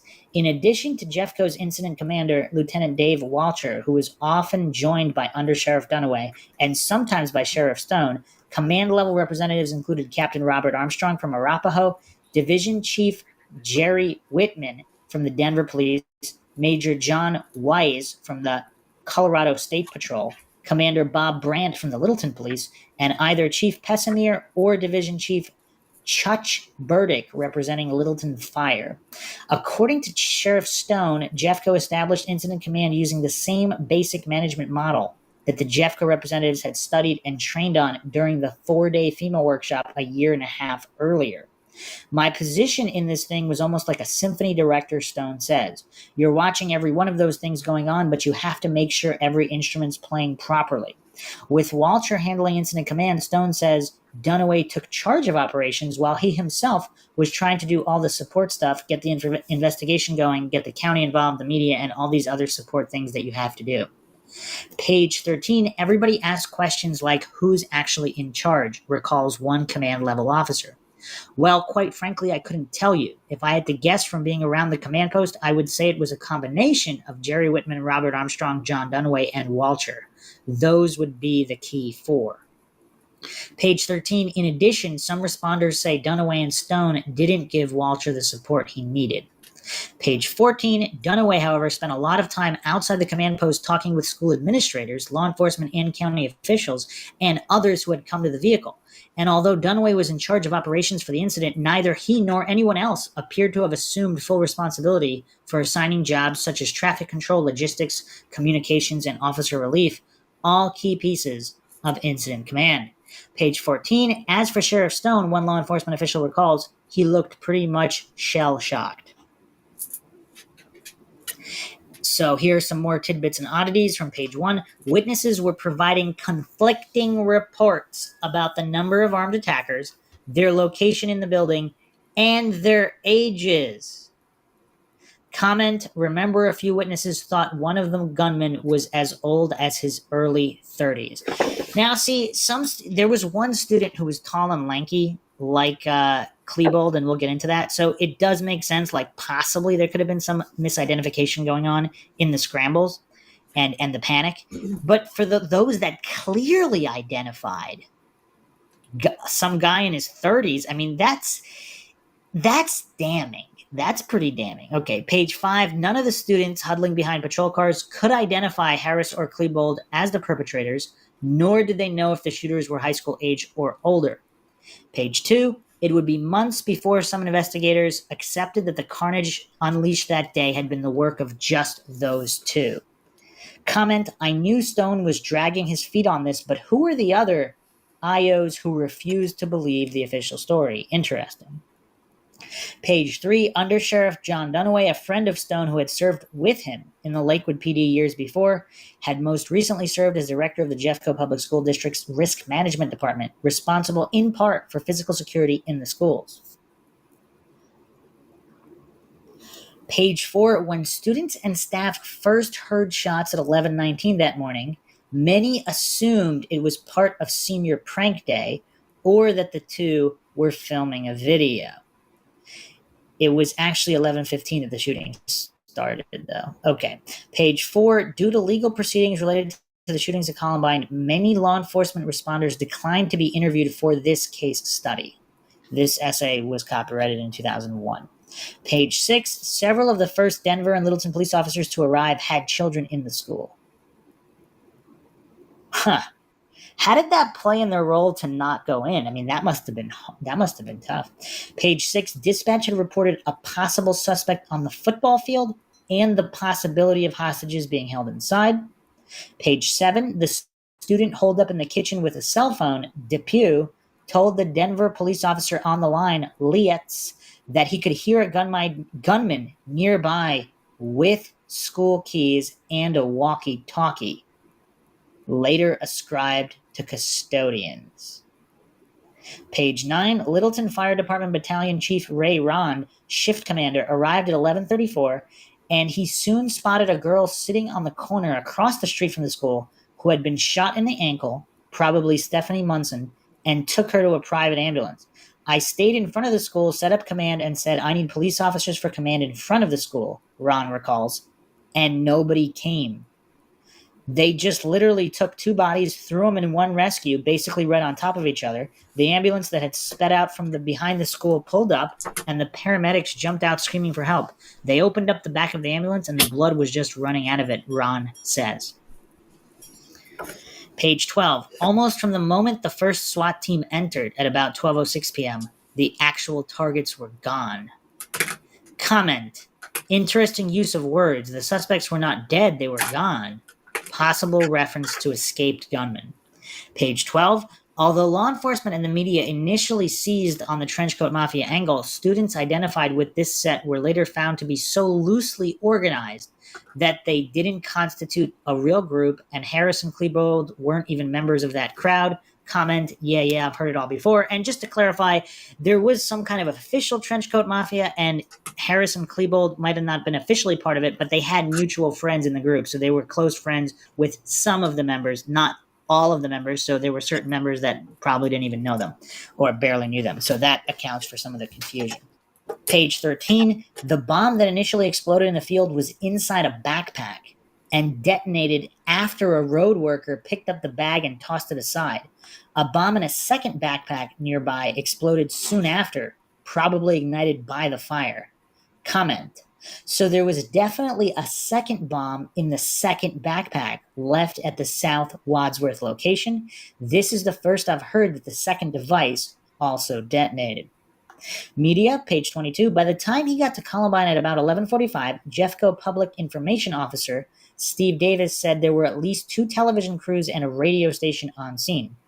Page 16. At 11:47, a local television station ran the first report of possible shootings at Columbine High School. By noon, area TV stations had switched to full-time coverage.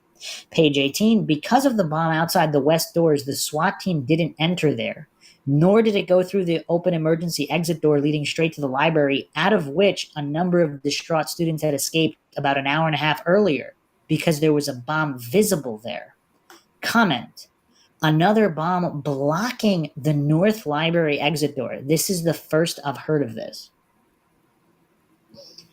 Page 12. At 12:14, although in reality Harris and Klebold were already dead, students on a cell phone in the school reported to 911 that the shooters were nearby.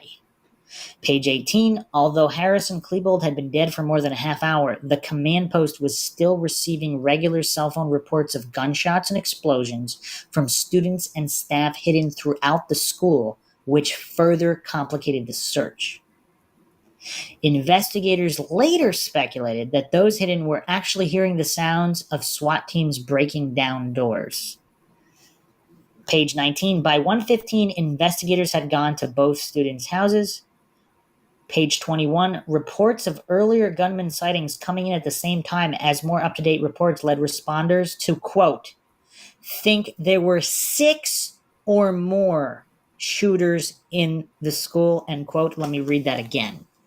Reports of earlier gunman sightings coming in at the same time as more up-to-date reports led responders to, quote, think there were 6 or more shooters in the school, end quote. So not just 1 or 2 extra guys.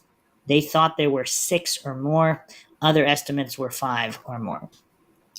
Sanders, page 24. Shortly before 2 o'clock, Jeffco SWAT Barry Williams had received the first reports from dispatch alluding to the critically injured Dave Sanders, one alerting him to an injured teacher in the science area, while another, later found to have identified the wrong room, said a male was doing CPR on a victim in the library and that a blue and white shirt was hanging from the doorknob to signal the victim's presence. From the reports he had received, it wasn't clear whether there was just one victim or a few in different parts of the school. Comment, I don't remember anybody giving Sanders or anyone else CPR, do you? Page 25, according to one report, the Lakewood SWAT team, which had positioned itself south of the school, volunteered to try to rescue the bleeding victim upstairs, having seen the sign in the window. But Incident Commander Walcher vetoed the attempt, claiming there would be too much risk of surprising teams already inside and precipitating dangerous crossfire. That's messed up. Page 26, at 2:42, Williams' team finally reached the critically injured teacher, Dave Sanders. They awaited for a paramedic to arrive. After the two SWAT members waited for about 20 to 30 minutes, a Denver paramedic finally arrived and declared that he had died. Couldn't they have gotten him outside? I mean, that doesn't make a lot of sense either. Page 27, the only untoward occurrence, and of course the conspiracy theorist might say they didn't want him to survive if he knew what really happened, if it wasn't the official story. Page 27, the only untoward occurrence of the second sweep of SWAT was when a SWAT team used frangible slugs fired from a shotgun to blow the hinges off a locked door without warning the other teams in advance, sparking a short-lived armed response. Comment. Oh my God. This is interesting. A standoff between law enforcement teams. I wonder if this has anything to do with the shots heard from the gym around 3:30 p.m., which some reports indicate resulted in police casualties. I have not heard that either. There's a lot of funny business about official reports on this lost report. I mean, it's not really lost, but I haven't, this incident command structure report, which I haven't seen a lot of people talking about this. Page 28, responders came from a half a dozen sheriff's offices, 20 area police departments, etc., and the Colorado National Guard. Comment, I would like to see the after-action report of the National Guard. Page 29, an overly tired technician lowering a pipe bomb into a special disposer trailer at 10:40 p.m. bumped the device into the side, setting off an explosion that threw 15 live bombs out of the trailer. Wow. Page 30, although Arapahoe Bomb Squad Joe Dempsey says one of the timed bombs intended to trigger a propane tank did go off, either because the timer worked or because a pipe bomb tossed near it set it off, but it didn't detonate with the force necessary to puncture and ignite the propane tank. See, now this is a mystery that I've long thought about, because from all of their videos in the woods and everything, it seemed like they were pretty good at making bombs.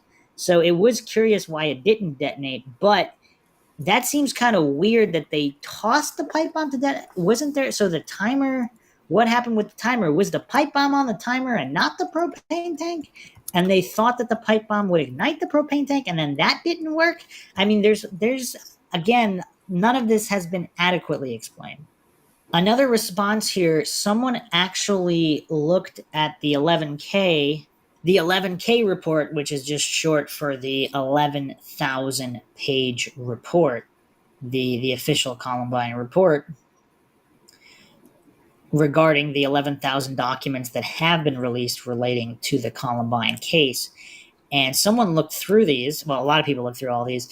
And this particular poster said this: I scoured the index of names from the 11K looking for interviews for the above names in the command structure. However, there is no interview for Stone, Dunaway, or Walcher, Pessamere, Ron, or Burdick, Armstrong, or Campbell, Brandt, John Wise, or Jerry Whitman.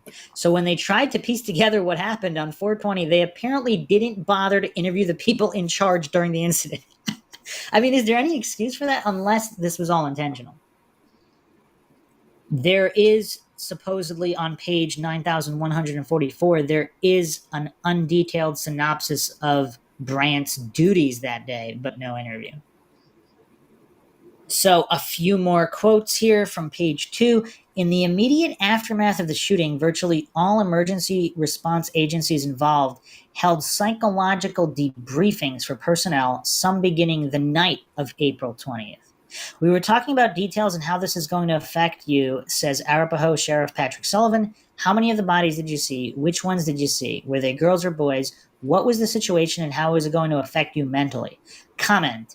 I have noticed a lot of the grief counseling seems to want to know details on what the responders saw. This would be a good way to identify potential troublemakers who are in a position to dispute the official story. Page 2, Stone made several remarks during the investigation that colleagues termed unprofessional, such as openly speculating about possible accomplices to the attack.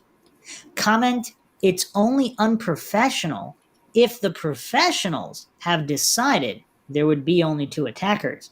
There was plenty of evidence that more were involved. Page 3, within the first hour of the operation, the Jeffco County Dispatch Center lost access to the local command post because the radio links were jammed. And of course, the deep conspiracy theorist would say that was set up as well. Page 6, former Captain Robert Armstrong of Arapahoe, who later left to become an agent with the Colorado Bureau of Investigation, quote, not one child, teacher, parent, or anybody else was injured with friendly fire, end quote. Interesting. Page 8, Deputy Inspector Joe Dempsey, bomb squad leader for the Arapahoe Sheriff's Office, says the shootings at Columbine demonstrated the importance of involving bomb experts in early tactical decisions. Had bomb technicians deployed along with Lieutenant Terry Manwaring's SWAT team, for example, Dempsey says, they could have told Manwaring that the bombs obstructing the emergency exit from the library posed no risk as long as they weren't moved. Comment, and those library survivors who fled via that route should have waited for the bomb squad too. No first responder should be forced to work in anything other than a totally risk-free environment. Don't you agree? After all, they are government employees, and hence their lives are worth a lot more than the life of an ordinary citizen.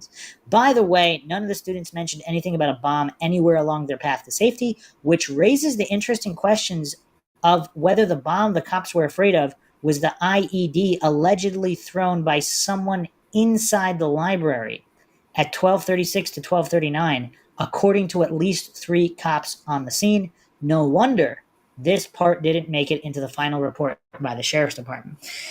So, wow, was that not mind-shocking? So this is all from the 36-page manuscript report, The Shootings at Columbine High School Responding to a New Kind of Terrorism, funded by the Office of Justice Programs. Lot of unanswered questions there. So back to the conspiracy subreddit here. Who scheduled the crisis drills conducted at Columbine in the weeks before the shooting? Was there, as one teacher said, a fire drill expected that morning? I actually was not aware that there were crisis drills conducted at Columbine in the weeks before the shooting. That is somewhat alarming if that's true. I couldn't nail that down. If any of the Mindshock listeners out there have more information on that, or if that was just comments students made that there were these drills, if they were only ever conducted in the weeks before and never prior, that might be suspicious. Were school administrators warned as rumored? Was a bomb found in a trash can as one source indicated? Was a bomb threat phoned into the school that morning as 2 others said? Why wasn't the school evacuated before the attack? I also couldn't find a lot of information on this rumored bomb threat. There were rumors that people were told not to go to school that day, but let's continue here. Is it a coincidence that the 100 school administrators, including a handful from Littleton, attending a workshop entitled Crisis Response, Prepare for the Unthinkable, It Could Happen to You, on April 19th, the day before the attacks? Is it coincidence that the main presenters at this workshop were the Jefferson County School Response Team? We're going firmly into Mindshock land now because I did not know this either. This is the Daily Camera. April 21st, 1999. Shooting follows crisis talks. Coordinator had said Jeffco response team was outstanding by Margie McAllister, camera staff writer. More than 100 school officials, including a handful from Littleton, sat through a state workshop Monday, which was prophetically titled Crisis Response, Prepare for the Unthinkable, It Could Happen to You. The main presenters, the Jefferson County School Response Team. Jeffco was very organized, outstanding, said coordinator Janice A. Hartman-Gruber. When I heard the shooting was Columbine, I thought, well, they have a good response team. Really? That's the first thing she thought? That's really weird. Hartman Gruber said she also felt like I was dying inside when she first heard about the Columbine high school shootings. I mean, that's a little bit more, seems like a more appropriate response. The news came immediately after saying goodbye to the keynote speaker, Karen McCustian from Paducah, Kentucky, where a student opened fire at a high school prayer meeting, killing 3 girls. McCustian was flying out of Denver International Airport to another conference on violence in the schools. Hartman Gruber said that at first she could not believe the Littleton incident was happening a day after her emergency preparation class. It was too eerie, she said, of the coincidence. Hartman Gruber, Deputy Executive Director of Colorado Association of School Executives, set up Monday's annual workshop to deal with issues that appeal to school districts throughout the state. The program was co-sponsored by the Colorado Association of Secondary School Administrators. We wanted people to know how to handle a crisis before it happened, Hartman Gruber said. We don't want districts to sit back and wonder what to do. What people heard is the importance of having a plan in effect, of being coordinated, of having ways to keep the lines open so that the hospital and police, the parents can get there. So she thinks they actually did a good job here? That's weird. And wow. All I can say is wow. I mean, that is a heck of a coincidence. And there seems to be one in a lot of these big events. Weird. Very, very weird. Why were 6 of 7 of the teams assigned to investigate the attack headed or co-headed by an FBI agent, with the one exception headed by a former FBI agent? Why didn't the FBI's lead investigator, Dwayne Fusilier, recuse himself from the investigation after it emerged that his son was a student at Columbine who had produced a video in 1997 with several other students, including a close friend of the suspects, depicting trench-coated gunmen shooting through the halls of the school? That is definitely curious. That is definitely curious. May 13th, 1999, the Denver Post. FBI agent downplays son's film, by Howard Pankratz, Denver Post legal affairs writer, May 13th. An FBI agent investigating the Columbine high school shooting, whose son helped produce a video parody in which the school is destroyed, says the film is a comedy and not a depiction of gratuitous violence. Does that make it worse or better? Dwayne Fusilier also said the participation of his son Scott in the video was made more than 2 years before the April 20th massacre does not compromise his ability to investigate the case. I mean, in what universe? If your son was this is weird. Especially if he knew the shooters or friends of the shooters, the same group of people. I've searched my heart and soul for anything that was wrong here, that the kids who made the videos should not have done, Fusilier said, and there was certainly no evil intent. It is a terrible irony, and they would never make that video again. Fusilier said he was speaking to the Denver Post as a Columbine parent, not in his capacity as an FBI agent. I mean, doesn't that... I mean, even saying something like that, doesn't that make it painfully obvious he should not be heading this investigation? Scott Fusilier, now a college sophomore majoring in film and television production, said Wednesday that the group of Columbine students who made the video intended it as a complete comedy.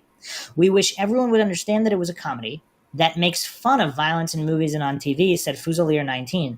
We intended to make fun of action movies and how absurd they are. Other news organizations have raised questions about the video and whether Fusilier can investigate the Columbine case objectively. I mean, even if there was no video, I mean, he's even stating it himself. He's speaking as a parent of somebody who went to the high. I mean, it's weird. The 9.5-minute video was made as part of a class exercise and shown to Columbine high school students in early 1997. Scott Fusilier, then a senior, acted in the video and helped produce it. It consists of 4 primary characters. One character, the bad guy, is intent on vaporizing Columbine by shooting a beam from a satellite hovering high over Colorado.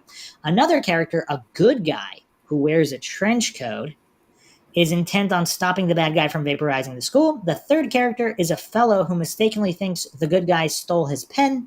The fourth character is a fellow who believes that he was cut off in traffic by the one who lost his pen. During the video, the trench-coated good guy fires a gun at the bad guy as the bad guy runs out of the school. During the next few minutes, the characters shoot weapons at one another at various locations away from the school, never hitting each other. They finally end in a standoff. At that point, they decide to set aside their differences. However, they don't stop the plot to vaporize the school. The final scene shows the 4 walking away from the school. As they do, a beam comes out of the sky and Columbine is vaporized. Scott Fusilier said Wednesday that he knew neither Eric Harris nor Dylan Klebold, the two Columbine shooters who killed 13 before turning their guns on themselves. He also said that when he was at the school, he never knew of a group called the Trenchcoat Mafia, to which Harris and Klebold allegedly belong. I believe we all believe that, right? Dwayne Fusilier responded to Columbine on April 20th after receiving reports of gunfire and explosions at the school. He also responded as a Columbine parent. His youngest son, Brian, was in the school cafeteria at the... Okay, so he's got another son who was actually there during the shooting, and he's the lead investigator. This is weird. And managed to escape after seeing one of the bombs explode. Fusilier said that when he got home about 9 p.m., he was met by Brian, and they hugged and cried. It was all I could do, Fusilier said. He was safe. Fusilier said he believes he can act as one of the investigative supervisors and sees no conflict of interest. Oh my God. However, he said if either the FBI or the Jeffco County or Jeffco Sheriff's Department believes there's a conflict, he will immediately step down. He said the issue has been discussed internally and he remains on the case. Fusilier said one girl who lost a brother in the massacre came up to him recently and assured him that she and others who saw the video recognized it was intended as a comedy. None of us students who saw that in any way saw it as threatening or a violent movie. Fusilier quoted the Columbine graduate as saying, "We thought it was very funny and we appreciated it." Is there any way we can verify that statement? All right. Okay. Wow. I mean, the amount of coincidences here. I mean, this is mind-shocking. There's quite a lot of coincidences here. Why was the U.S. Attorney's Office consulted on prosecutive decisions in this case? Why didn't the governor's office give Justice Erickson subpoena power? How could the Columbine Review Commission conduct an investigation without subpoena power? Why did investigators show a remarkable lack of curiosity about connections with numerous similar school violence-related incidents occurring around the same time in the Metro Denver area and around the country? I have to do a dedicated podcast on that because that's a major rabbit hole. A couple other coincidences in the aftermath. This was posted by Toronto's Angry Ghost. Is it a coincidence that so many unexplained suicides and homicides occurred in the area after the attack?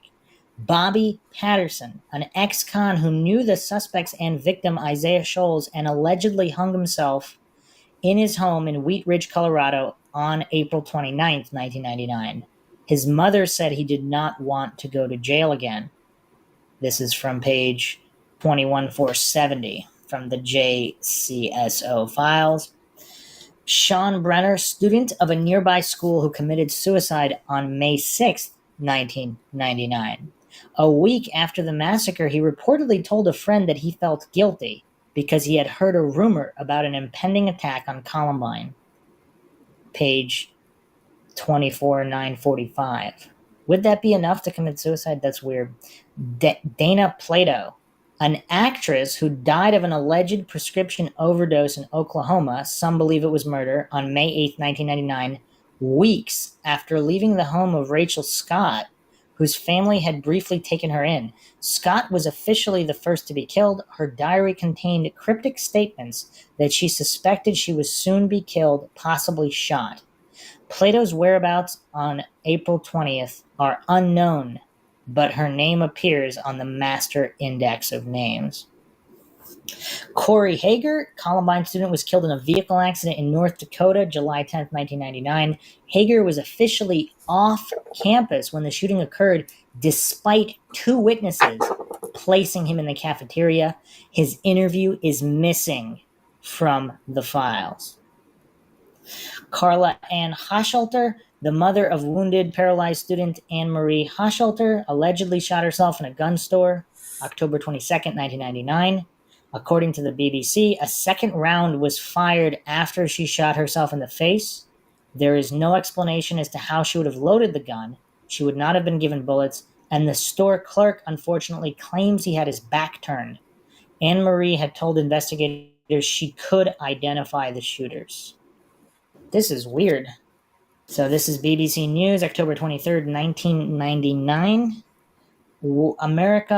America's Columbine mother commits suicide. The mother of a student wounded in the Columbine High School massacre walked into a pawn shop on Friday, asked to see a handgun, loaded it, and then killed herself.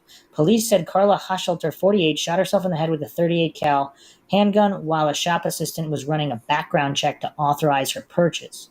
Mrs. Hoshelter bought ammunition with her into the Alpha Pawn shop in Englewood, Colorado, and asked to see the gun, according to local police. When the assistant turned his back, she apparently loaded the weapon and fired twice, striking herself once and hitting the wall with the second bullet. She left a note, but its contents were withheld by authorities. Her 17-year-old daughter, Anne-Marie, was shot several times in the spinal cord, back, and chest in the April 20th shootings at the high school in Littleton, Colorado. Wow. Yeah, those are weird details. Nicholas Kunzelman and Stephanie Hart, Columbine students who were shot to death, this is the subway murders, in a subway 2 blocks from Columbine High on February 14th, 2000. No money had been taken from the register. Kunzelman and Hart, according to Donna Taylor, whose son was shot at Columbine and who's very active in the case, knew Harris and Klebold. Hart's interview is missing. Among the former employers of the subway was Rachel Scott. Greg Barnes, Columbine student who helped keep teacher Dave Sanders alive, allegedly hangs himself May 4th, 2000. His family and friends recalled he had been in good spirits and had expressed excitement about the basketball season next year. Ben Kuhn, Columbine student, allegedly hangs himself in 2001, date unknown. Jonathan Ladd, Columbine graduate, dies in a mid-air plane collision over North Denver, January 27, 2003. SWAT immediately takes control of the scene.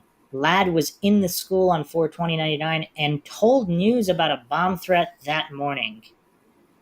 Uh-oh. So I was going to completely write that off because mid-air plane collisions, although extremely rare, do happen. So, and it was several years later. This is January 27th, 2003. So it seems like genuinely unrelated.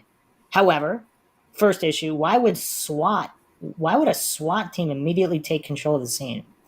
Okay, here's where it gets crazy. So Ladd was the one who told news that there was a bomb threat that morning. Now, we're about to go down even more rabbit holes. So, this is zdnet.com by Alan Boyle, April 27th, 1999. On the watch for web warning signs. The Colorado tragedy has sparked a new round of soul searching over the net's dark side, and some net savvy kids say they're feeling a backlash. This was posted April 27th, 1999. This is 7 days. 7 days after the shooting. The web warning signs of last week's Colorado school massacre slipped beneath the radar of parents and school administrators, online services, police, and outside watchdogs, but that radar is now working with a vengeance, and some net-savvy kids say they're feeling a backlash. More than a year before Eric Harris and Dylan Klebold went on their April 20th rampage at Littleton's Columbine High School, killing 12 students and a teacher as well as themselves, Harris posted detailed descriptions of the pipe bombs they were making on a website. When a teenage friend, Brooks Brown, saw those documents in March 1998, he thought the police should be notified. My parents talked to the bomb squad, Brown told NBC News. The Jefferson County Sheriff's Department filed a report on what it considered a suspicious incident, said spokesman Steve Davis, but nothing further was done. Columbine student Jonathan Ladd, meanwhile, said he also raised concerns about the school clique that Harris and Klebold joined, the Trenchcoat Mafia. Warning signs overlooked. 6 months ago, when Ladd took over as the student administrator for the school's website, he came upon material that group members, not including Harris and Klebold, posted while they were running the site. Ladd found a dark website with disturbing art, weird song lyrics, and, quote, probably message about different hate things, end quote, and said he reported it to the school's technology administrator. School officials told him to delete the data, but didn't seem worried about the content, he said. I just did what I was told and got rid of it, he told NBC News' George Lewis. School officials were not available Monday to comment. A couple of months ago, 2 researchers at the Simon Wiesenthal Center also spotted the Trenchcoat Mafia's web material. The Los Angeles-based center monitors more than 1,600 websites produced by hate groups.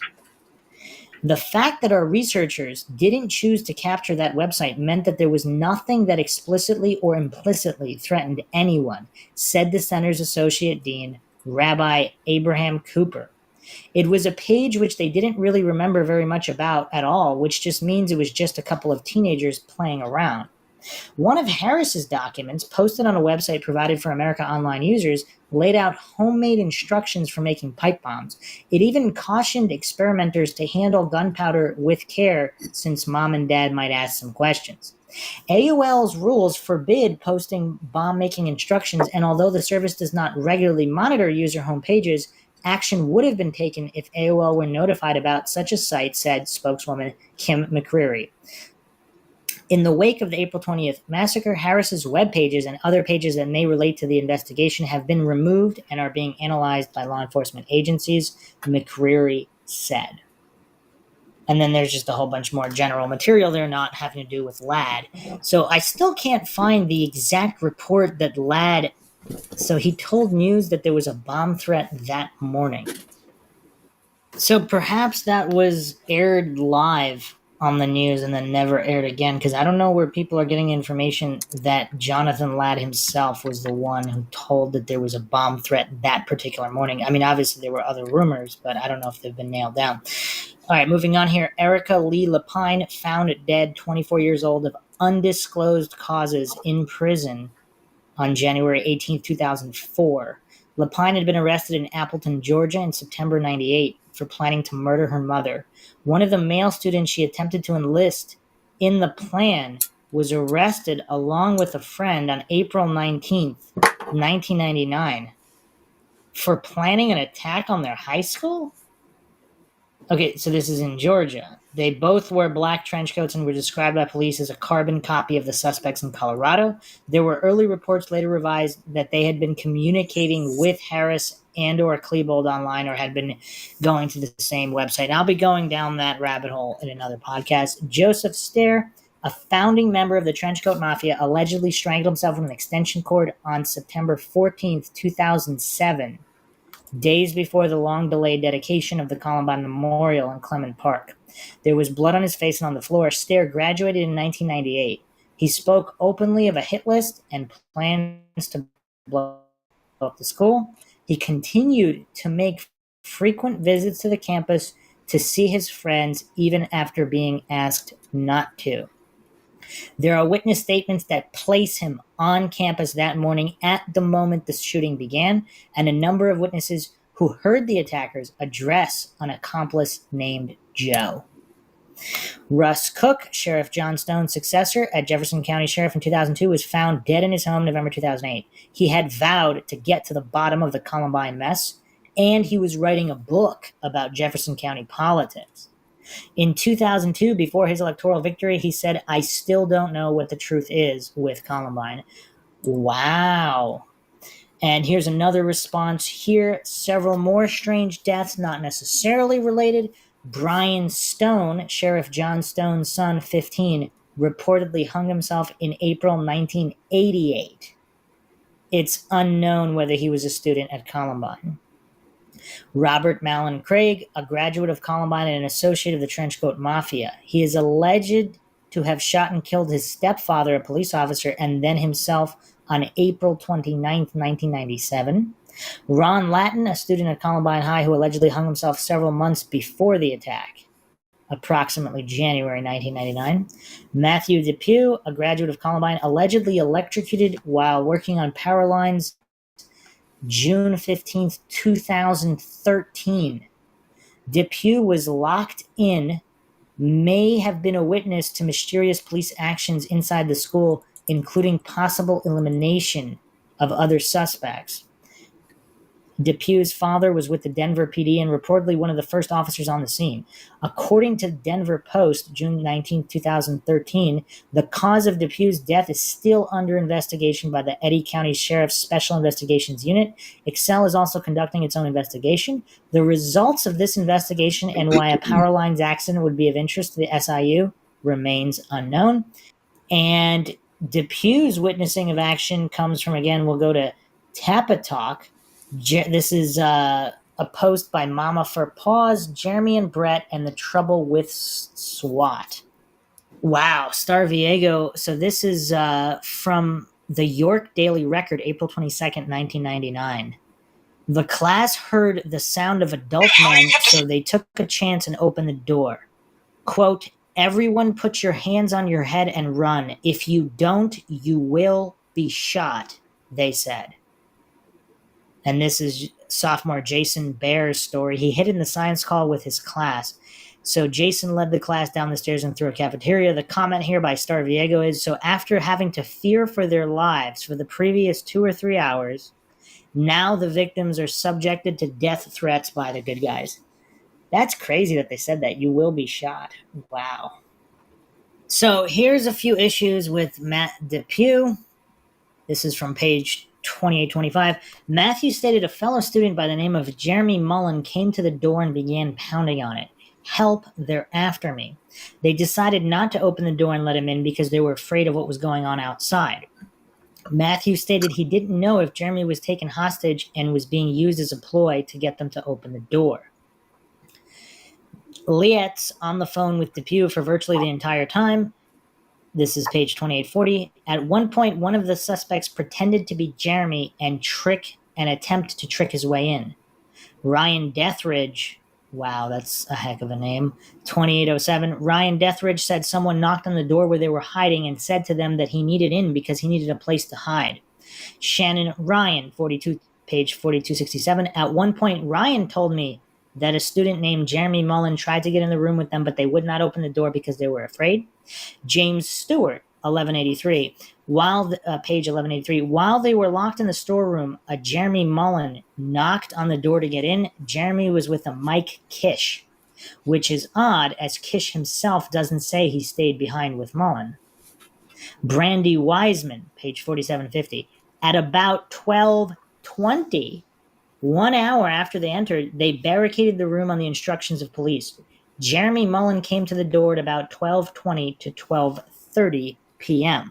So let's keep in mind, according to the official narrative, by 12:08 p.m., Harris and Klebold had killed themselves.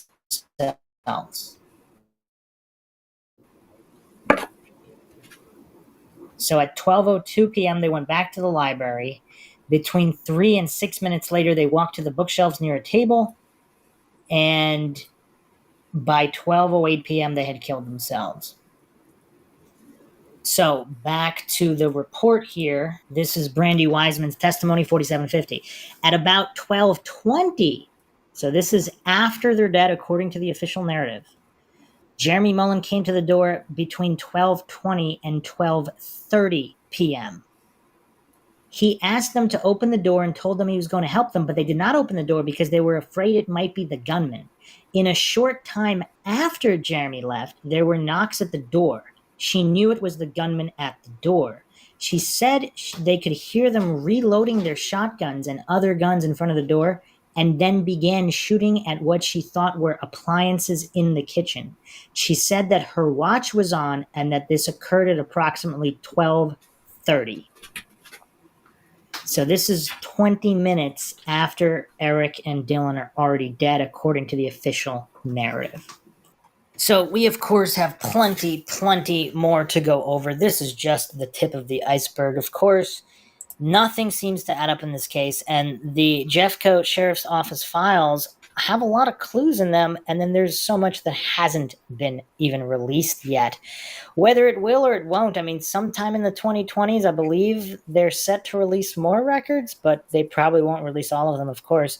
And what is on the tapes that law enforcement doesn't want anyone to know? Now, there's, of course, speculation is they don't want copycats, etc., but there's already so much of the footage already online.